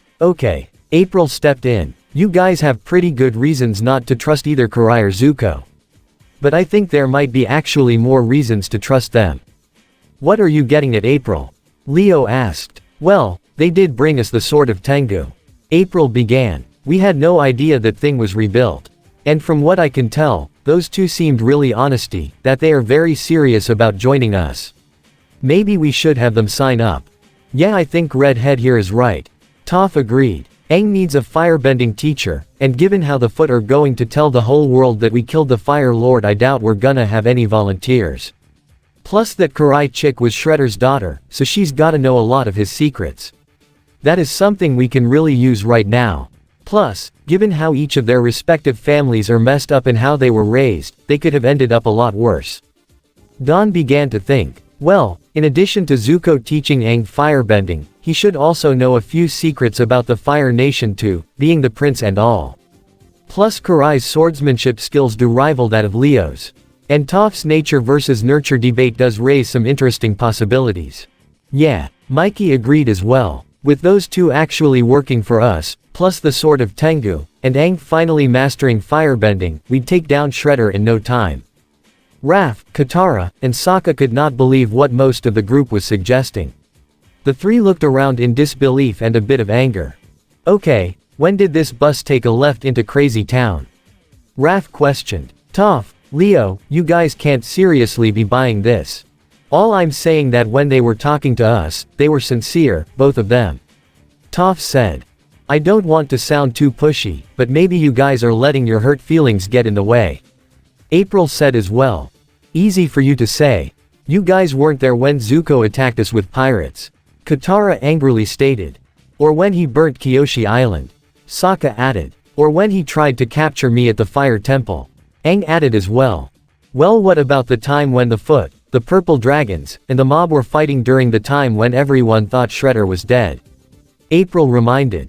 Hold on, what? Aang asked. Long story short, Shredder was presumed deceased, so all the crime factions under New York were fighting for control of the criminal underworld. Leo summed up. Yeah, during that time, innocent people were getting caught in the crossfire. April continued. But Karai stepped in to help us. To prevent the city from being destroyed. Only to put Shredder back on top when he was feeling better. Raph argued. Do she and Zuko really think they can just buy their way in with some fancy sword? Sokka questioned as he looked to the sword of Tengu, still sticking out from where Karai left it. I bet it isn't even that good. He began to walk to it. It's probably just a piece of junk. The turtles looked in alarm as Sokka tried to grab it. Sokka wait. Don tried. The moment Sokka grabbed the handle, a blue energy current surged through the sword and Sokka was sent flying to the other side of the courtyard. Everyone quickly rushed to help him up. Sokka, are you okay? Katara asked urgently. Sokka got up and his hair shot straight up. What the shell was that? Did they booby trap it or something? No, that's how the sword works. Don told him. The sword of Tengu is so powerful that if you want to use it, you'll need this protective glove. Don showed the glove for emphasis. So it'll shock anyone who tries to touch it? Toph asked. Almost anyone. Leo said. The only one who ever used it without any form of protection was Master Splinter. He said that only a true master, one who is truly worthy, could use the sword without any protection, but there's still a price to pay. Which comes in the form of burnt hands, like what Master Splinter got. Mikey recalled. And those two expect Aang to use something like that? Katara angrily questioned. No way. Hey, it's better than Shredder getting his hands on it. 'Cause when he does it ain't pretty. Mikey argued. With that Aang, Sokka, April, Raph, Mikey, Toph, Don, and Katara all began to speak and argue at the same time, some being in favor, some being against, and it was getting rather loud and vocal. Leo had finally had enough. All right, that's enough, Leo exclaimed, getting everyone's attention. Look, okay, yes, we all have valid reasons not to trust either Karai or Zuko, but let's look at the benefits if they joined us. Aang learns firebending, we learn secrets of both the Foot and the Fire Nation, we get the Sword of Tengu, and we have more allies. If you ask me, the benefits outweigh the risk. I don't care, I'm not having Zuko as my teacher. Aang stated firmly. Leo pinched the bridge of his nose. Okay, how about we put it to a vote? Those in favor of letting Zuko and Karai join us. I, Don, April, Toph, and Mikey all said as they raised their hands, with Leo raising his as well. This resulted in some minor scowls from the rest of the group. Those oppose? Leo asked. Nay. Aang, Raph, Katara, and Sokka raised their hands in rejection. It's 5-4. Majority rules. Leo said. I say we let them in. But I'm the Avatar. Shouldn't I get to decide who teaches me firebending? Aang argued. Aang, I think Zuko is going to be our only option. Leo told him. When in war, we all have to do things we don't like. Leo, reality check. Raph argued. Zuko is Ozai's own flesh and blood, and Karai was raised by Shredder. Those two can make up as much excuses as they want. I ain't buying it. We are not letting Zuko or Karai in this group. I don't care what anyone says, or if Zuko was blackmailed by Shredder, he's still a horrible person. Katara exclaimed. Leo couldn't help but sigh. We're arguing in circles. How about we drop this for right now, and get back to it later? Alright. No one in the group said anything. Leo looked to see concerned looks on Toph, Mikey, Don, and April's faces, while Raph, Aang, Sokka, and Katara had scowls. They came to a silent agreement as they all began to walk off in separate directions. Later that night, Zuko and Karai's camp. The only light that was shown was a small campfire as Zuko and Karai both slept under a makeshift tent.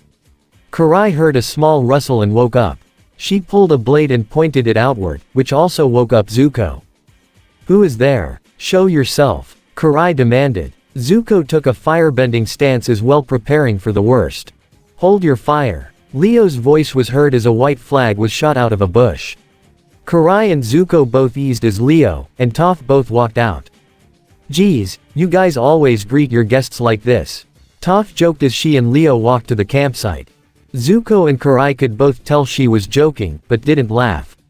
Leo and Toph both sat down near the campfire. So, did you guys make a decision? Zuko asked, in a somewhat hopeful tone as he and Karai sat up. Leo gave a slight nervous laugh. Not exactly. A few of us are open to the idea of you joining. But everyone else is pretty much a crybaby. Toph added. I'm starting to wonder who's really the blind one around here. Karai was slightly surprised. You're blind. Toph gave a proud smile. You know it, lady. Zuko looked towards Leo. So, why are you guys here? Leo began to speak. Master Splinter tells a story. Karai and Zuko both began to listen. Once, a scorpion needed to cross a stream. He asked a frog to take him across on his back. The frog said, "How do I know you won't sting me?" The scorpion promised he would never do such a thing, so the frog agreed to carry him across the stream. Zuko and Karai continued to listen intently to Leo's story. Even Toph was listening at this point. Halfway across, the frog felt a burning pain in his back. The scorpion had stung him. This caught both Karai and Zuko slightly by surprise, but Zuko slowly began to look down in partial shame. As he succumbed to the poison, and he and the scorpion began to sink, the frog cried out, "Why did you do that? Now we will both perish." The scorpion said, "I did it because it's my nature." Leo had finished the story. Toph was the first to speak. Man, what a bummer story. The blue-clad turtle looked to the two whom he believed were seeking redemption. There's a few people in the group who are a bit skeptical about you two joining. Well, I can't say I blame them. Zuko said. But what do you think? Karai asked Leo. I believe that when you give most people the opportunity to be the best they can be, they take it. Leo answered with a smile. This caused smiles between the firebender and Kunoichi. I don't exactly know you two, but I can tell you guys are alright. Toph added as well. Leo began to stand up with Toph. Tomorrow morning, we're going to come to a final decision. Leo began. And I want you two there too. This was a bit of a surprise to them both. I want them all to look you in the eyes, to see who you really are inside when we make a choice. Why would you want us there? Zuko asked. To find out whether you two are scorpions, or turtles. Leo responded before he and Toph began to walk away. This left a silent pair of repentant souls who looked towards each other questionably on what to do. The next morning, the Western Air Temple. Most of the rebel group was in the courtyard.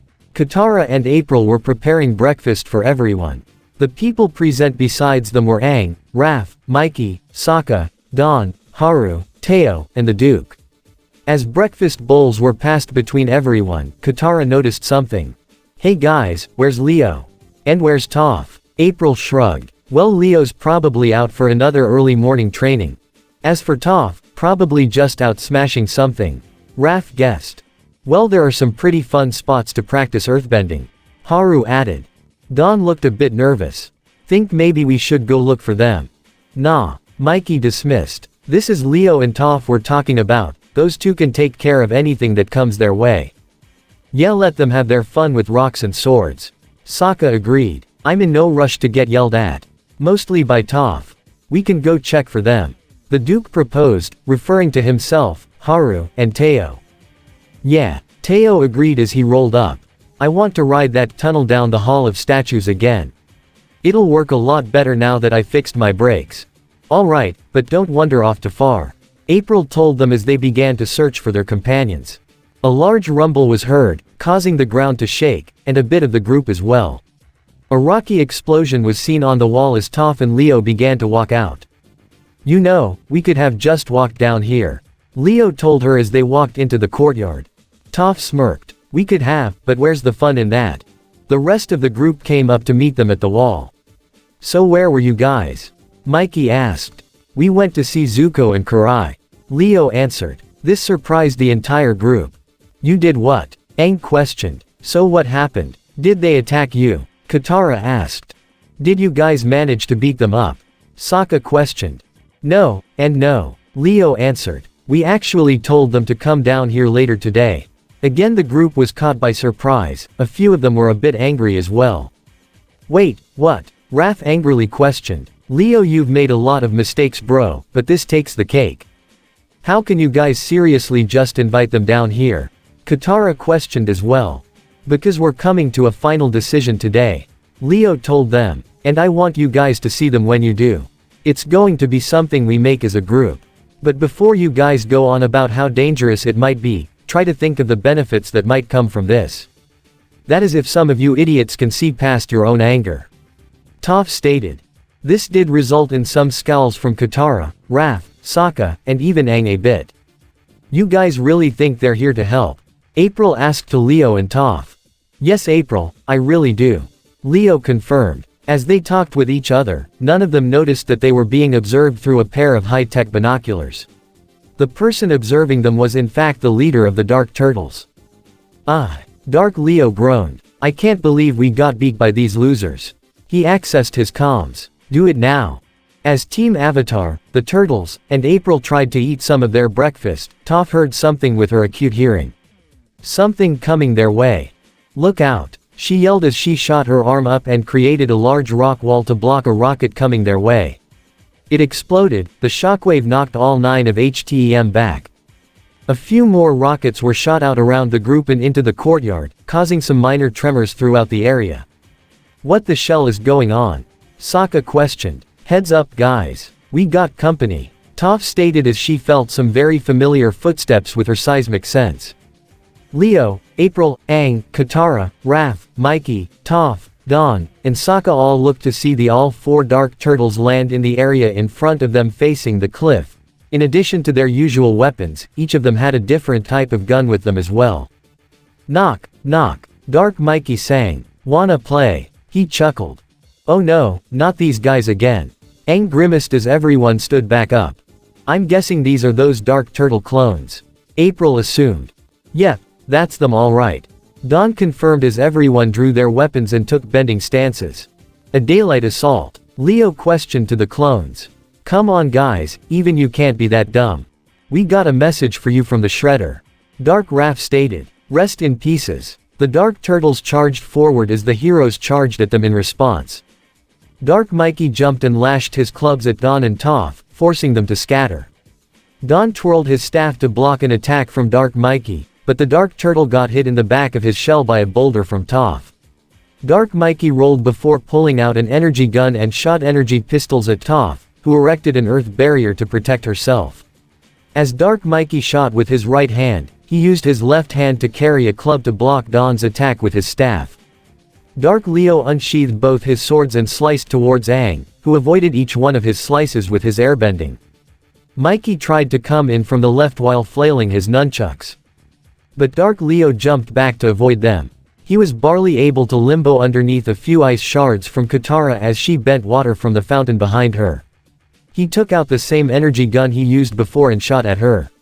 She tried to protect herself with a water shield, but it exploded and sent her flying.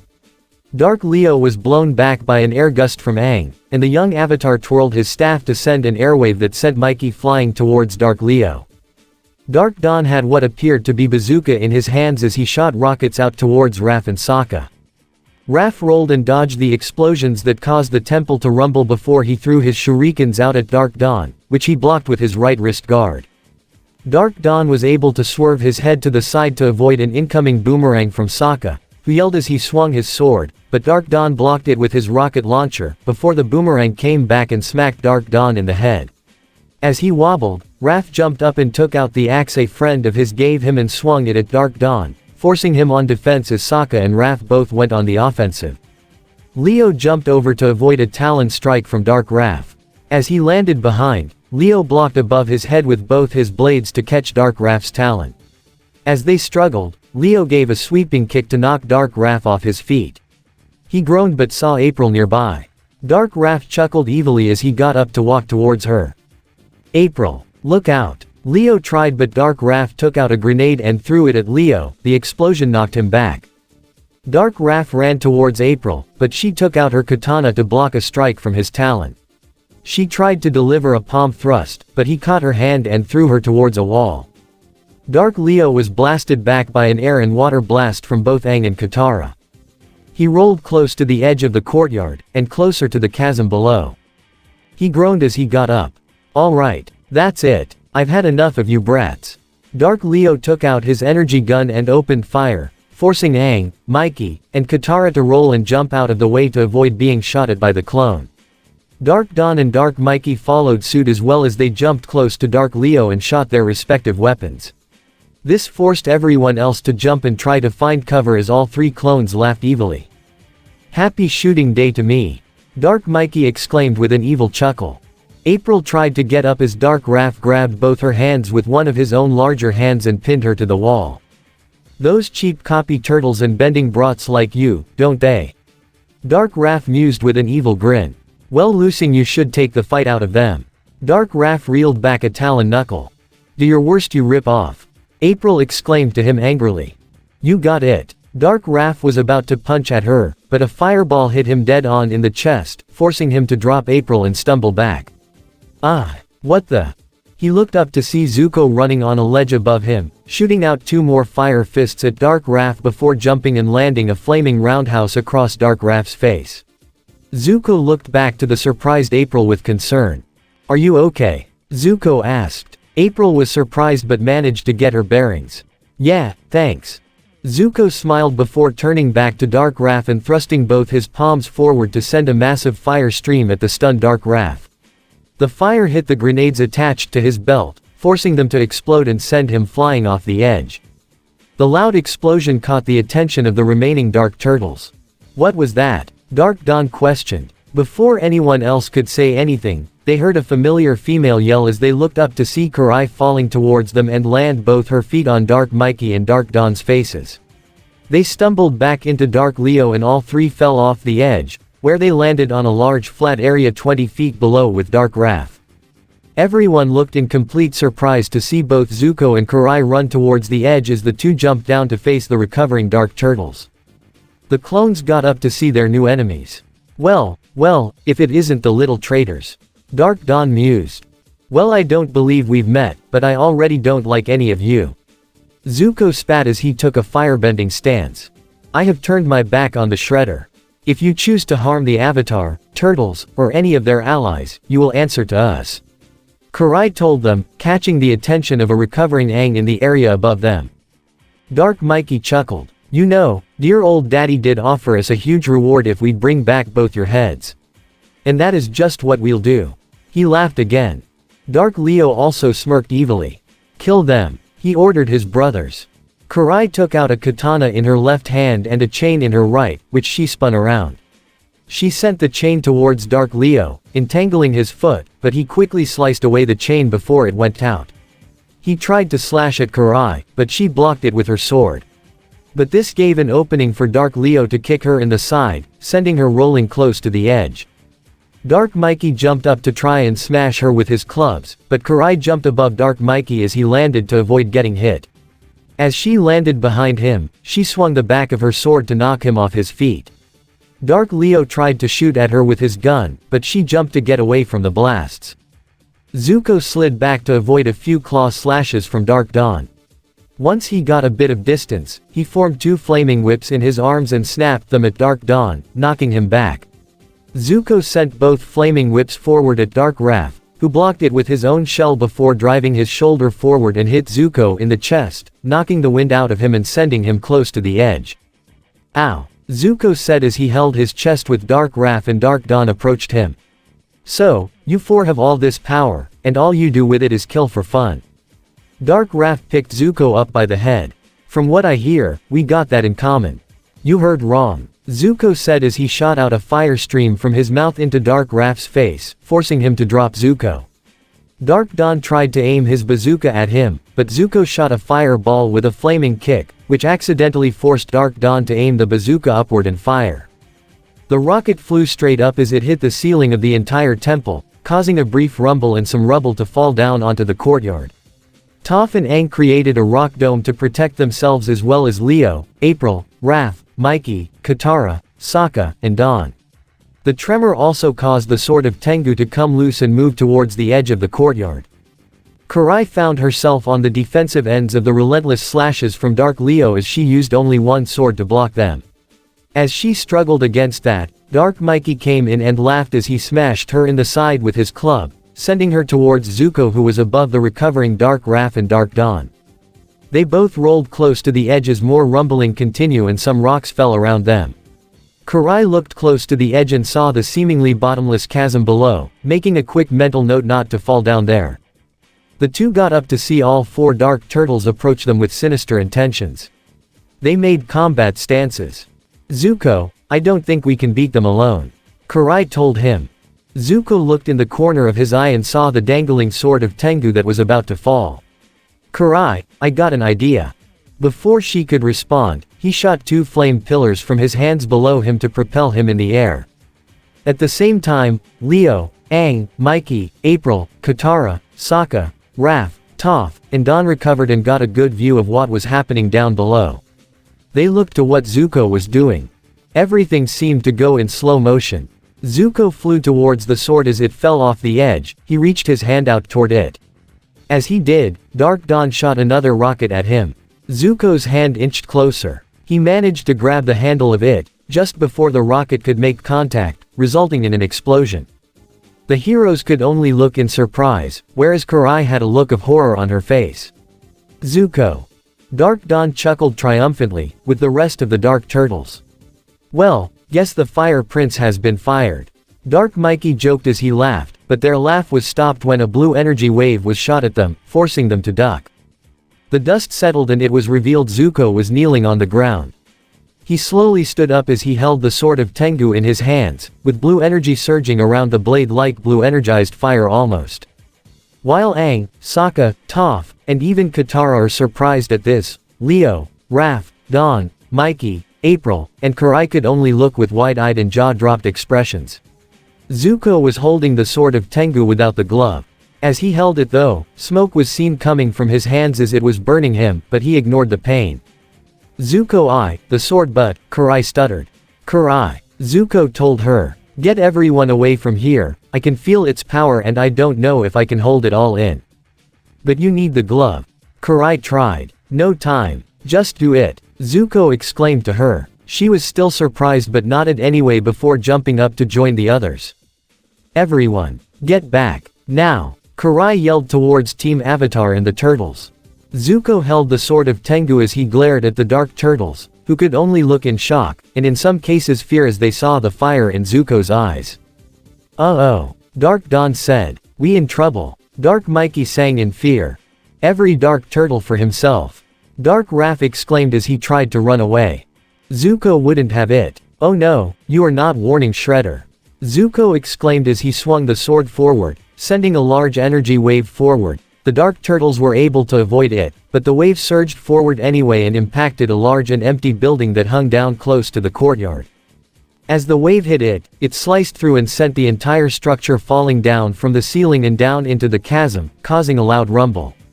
Now Team Avatar looked in shock, having now seen the power of the sword of Tengu. Dark Leo tried to get his brothers together.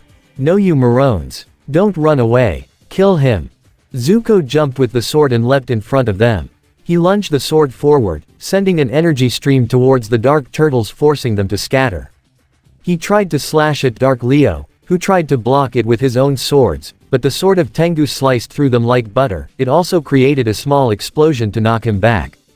Dark Raph tried to swing his talon knuckles at him, but Zuko sliced the talons off just the same. Zuko jumped again straight at Dark Dawn, who tried to block it with his bazooka, but the sword of Tengu was able to slice through that as well, and slicing through a rocket launcher caused an explosion to sned Dark Dawn back. Dark Mikey tried to run away screaming, but Zuko jumped to land in front of him. Dark Mikey saw the look in Zuko's eyes and was struck with fear. He chuckled nervously. Can't we talk about this?" "No," Zuko said simply as he swung the sword and blasted Dark Mikey back. The Dark Turtles were all gathered together close to the edge. Zuko pulled the sword of Tengu up and with a yell he plunged it into the ground. The ground cracked all around the Dark Turtles as blue energy surged through it. Dark Leo grimaced, realizing what was coming next. "Ah, shell." The entire floor collapsed from underneath them and all 4 Dark Turtles screamed as they fell down into the dark chasm. While everyone above could only look in shock at what just happened, Zuko had not only wielded the sword of Tengu without the glove, but he used it to take down the Dark Turtles single-handedly. Even Sokka's jaw fell from his face into the ground in anime fashion. Using a firebending boost from his feet, Zuko propelled himself up onto the courtyard with everyone else, with the active sword of Tengu in his hands. Unfortunately for him, the adrenaline rush had worn off and he could now feel the pain from the sword burning his hands. He grunted in pain as he fell to his knees and dropped the sword. The sword of Tengu bounced on the ground a bit away from him as Zuko held out his smoking hands. Karai and April were the first to rush to his aid as they came to his shoulder. "Zuko, are you alright?" Karai asked urgently. Zuko grunted. "I'll live." April saw his hands and gasped while covering her mouth. The turtles and Team Avatar saw his burnt hands and could only look in shock, especially Aang. Don was the first to gain his bearings as he saw the burnt hands. "Zuko, those are second-degree burns. If you held that sword any longer it would have burnt you to the bone." "Guess I should be lucky, huh?" Zuko grimaced while trying to put in some humor. "Dude, not even Master Splinter held the sword for that long." Mikey said. "Hold on a second, I thought you guys said you need some special glove to use that sword." Sokka recalled. "Not always." Karai began to explain. "The sword of Tengu is a potent mix of science and sorcery, and only one who is truly worthy, a true master, can wield it without any form of protection. But still, there is only so much raw power the human body can take. As you can see. Katara, he really needs your help right now," Don told her. Katara's look of shock vanished. She scowled again, but walked forward to Zuko anyway, taking her sweet time. She bent water out of her satchel and placed it on Zuko's hands and let the healing do the rest. Zuko felt the pain slowly fade away. He looked to Katara gratefully. "Thank you." Katara looked at him with her scowl still present. "I'm not doing this for you." Zuko chose not to respond as he was still expecting this sort of treatment, and was used to it by now anyway. Toph looked towards Leo. "Damn, you guys weren't kidding about that sword." Leo put on the glove as he walked to it. "All the more reason to keep it with us. Just imagine what it would be like in Shredder's hands, who actually knows how to use it," Leo said as he sheathed the sword of Tengu, keeping it safe. Sokka and Mikey both comically gulped at the thought of it. Katara had finished healing, or what she would heal willingly, as she drew her water back. Karai and April helped him up a bit and helped him sit down on a nearby rock. Zuko looked to his hands and could see some minor burn marks, but nothing permanent. It would heal eventually. Aang was the first to speak. "Wow, I can't believe I'm saying this, but, Zuko, Karai, thanks." "Yeah, thank you. You saved all our lives." Leo agreed. Zuko and Karai both looked to each other and nodded. Zuko chose to speak first. "Listen, I get I probably didn't explain myself very well yesterday. I have been through a lot in the past few years, and it's been hard. But I'm realizing that I had to go through all those things to learn truth. I thought I had lost my honor, and that somehow my father could return it to me." He looked to Karai with a grateful smile. "But a good friend of mine has helped me to realize that no one can give you your honor, it's something you earn for yourself by choosing to do what's right." Zuko turned back to the group. "All I want now is to play my part in stopping the Shredder. And I know now, that my destiny is to help all of you restore balance to this world." Leo smiled towards Zuko. Now it was Karai's turn to speak. "I can understand how you all may feel about me." She began. "Yes, I have served the Shredder most of my life. He was more than just my master, he was my father. But, by choosing that path I followed him without questioning, and it has blinded me to the truth. The only thing the Foot desires is power, and they will go do whatever it takes to obtain it, and that is something that I cannot be a part of. I know my place is with all of you. And so I do know what I should have done a long time ago." Karai walked towards Aang, but what she did next no one expected. Karai got down on her knees and bowed to the Avatar as though a human would bow to a deity. The turtles and most of Team Avatar looked in surprise, but none were more surprised than Aang, who never received this treatment before. "Master Avatar," Karai began, "I hereby pledge my sword, my services, and my life to you, and your friends. My only desire now is to serve you, in any way you deem fit. I swear that I will do everything I can to help you, to protect you, even if it involves sacrificing my own life." Aang had absolutely no idea what to say, no one ever treated him like this before. Did she think that he was some sort of god? Leo gave a faint chuckle as he walked towards Karai. He smiled as he offered up a hand, she took it and he helped her stand up. Karai, Zuko, I think you two aren't giving yourselves enough credit. Leo said. Just now, you have both proven how much honor you truly have, risking your own lives to save those you barely know, wielding a weapon that could completely overwhelm you, and pledging your life to a complete stranger. You two are some of the most honorable warriors I have ever met. And I myself am eager to know more about you two. He bowed. But Zuko, for future reference, take it easy with the sword of Tengu. He tried a bit of humor. As you can see, it is very dangerous. Zuko nodded in understanding. I'm sorry if things felt like they were getting out of control. It's my first time using that sword, but's no excuse. That sword is much like fire, dangerous and wild. As a firebender, I need to be more careful, and control my bending, so I don't hurt people unintentionally. Aang looked a bit in surprise, and then later in understanding. He looked towards Leo, who gave a nod. I think you are supposed to be my firebending teacher.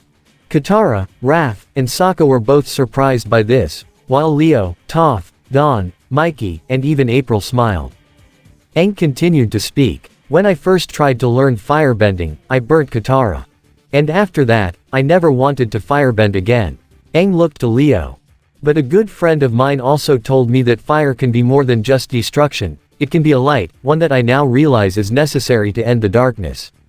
Leo smiled back at Aang as he turned back to Zuko. I am glad that you know how easy it is to hurt the people you love. He turned to the Kunoichi. Karai, I would be honored to accept you into this group. Aang then bowed to Zuko. And Zuko, I would like you to teach me. Zuko and Karai smiled as they both bowed to the young avatar. Thank you, Zuko said. I'm so happy you've accepted us into your group. Hold on guys. Leo told them. I did say that it would be a group decision. Leo and Aang turned to their friends.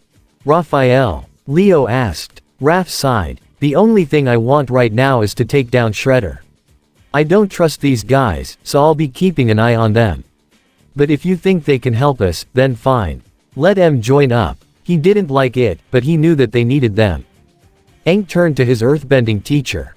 Toph. Toph smirked and crossed her arms. You already know where I stand, Twinkle Toes. Plus, given that they did save our lives, I'd say let them in. Leo then turned to another one of his brothers. Donatello. Aang needs a firebending teacher, and Karai does have knowledge that can be useful to us, as I've said before. So yeah, I still say let them in. Leo turned his youngest brother. Michelangelo. Bro, are you kidding me? Mikey excitedly said. I've seen Karai in action and I know we can definitely use that. Plus, did you see how Zuko wielded the freaking sword of Tengu? These two are legitimate badasses. As far as I'm concerned, they're already on the team. Aang turned to the non-bender of Team Avatar. Sokka. He shrugged. Hey, all I wanted before was to take down the Fire Lord, but now it's take down Shredder. If you guys think this is the best move, then I'm all for it. Leo turned to the oldest woman from his group. April. April smiled. Zuko did save my life, so I kind of owe him now. She looked to the former prince. Thanks for that, by the way. He smiled back. And I have seen Karai in action too, I say let them both in. I'd like to get to know them. She gave both a friendly smile. Aang turned to his waterbending teacher and the only one yet to make a decision. Katara. She still had a scowl on her face. Leo could tell that she was dead set against this. Zuko had a similar feeling as he nervously sweat. Karai, for the first time, looked rather nervous herself. Katara looked around and saw pretty much everyone else had agreed to this, so she felt like saying, no, wouldn't matter at this point. I'll go along with whatever you guys think is right. Leo could tell by the tone in her voice this will be a rough transition for her, and probably Raph too, but he'd get to that later. Well, it's settled. He turned to the new members of their group. Zuko, Karai, welcome to the team. We're honored to have you both aboard. They both smiled as well. Karai bowed. Thank you very much for this opportunity. Zuko was a bit excited. We won't let any of you down, we promise. Mikey laughed a bit. We'll hold you to that, he said with a grin. Inside the temple, April had led the Karai and Zuko, both carrying their respective supplies, to 2 rooms at the end of the hall. Well, here you guys are. This is where we'll be staying for a while, or at least until we need to move again. Karai bowed. Thank you, Ms. O'Neill. April smiled. Just call me April. All my friends do. She turned back to Zuko. I know I said this before, but thanks again for saving me. She offered him a handshake. Zuko smiled back. You're welcome. He shook her hand. Lunch is in a few hours. Make yourselves at home, April said as she walked away. April soon passed by Aang. Things are starting to look for us, she told the young avatar as they began to walk away. Karai set her things down in her room before walking into Zuko's room as he set his stuff down and sat down on his bed. He took out a picture of his uncle. Karai sat down next to him. I'm sure he'd be proud of you. Do not worry, we'll find him. Zuko smiled back. I know. Flashback, 3 years ago. The recently banished and scared Prince Zuko stood in the same spot as before, after making his declaration to search the world and find the Avatar. If I have to, I will spend every day of the rest of my life hunting the Avatar. I know it's my destiny to capture him. Iroh put a comforting hand on his shoulder. You know Prince Zuko, destiny is a funny thing. You never know how things are going to work out, but if you keep an open mind and an open heart, I promise you will find your own destiny someday. End flashback. Zuko had a peaceful smile on his face. Karai could tell what he was probably thinking and was happy for him. They both heard a noise at the doorstep and looked to see a scowling Katara facing them. You two might have everyone else buying whatever transformation, but I know that you Zuko have struggled with doing the right thing in the past. And as for you Karai, you may not be blood, but you were still raised by that monster. She approached the two and looked at them with a darkness deep in her eyes.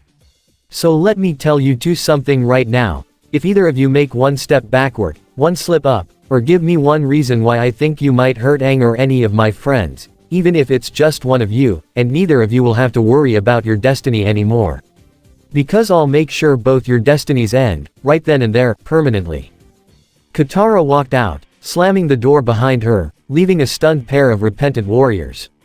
As she walked down the hall, she heard a familiar voice. Making death threats. That seems a little dark for you, doesn't it? Leo questioned as he leaned against the wall. Don't start with me, Leo. She spoke with a scowl. Katara, I'm going to say something to you and I want you to listen carefully. Leo told her, I get how this must be feeling for you, and I understand that you don't trust them. But I know for a fact that they are both here to help us. I get that you might have difficulty accepting this, but I'm not going to let your anger or your paranoia get the best of you. He put a hand firmly on her shoulder. You're like a sister to me, Katara, and I don't want to have to say this to you. While you say you'll be watching them, I'll be watching you. I promise I won't hurt you, but if you let your anger get the best of you, you will eventually do something you'll regret, and I'll be there to stop you. Leo, confident that he made his point clear, let go of Katara and began to walk away. Katara looked with a scowl in his direction before walking in a separate direction herself. Foot base, Ba Sing Se, Mystic Shrine. The 5-foot mystics had observed everything that had transpired from their mystic pool, even the transition between Leo and Katara that had taken place. Things have taken an unexpected turn, my brothers. The fire mystic began. The wretch Karai, and even Prince Zuko have joined with the turtles and the Avatar, and even delivered to them the sword of Tengu. It would seem the Shredder, though may have the advantage now, will be greatly challenged by this newfound opposition. The metal mystic stated. And perhaps, there is something of this situation we can use to our benefit as well. The water mystic said.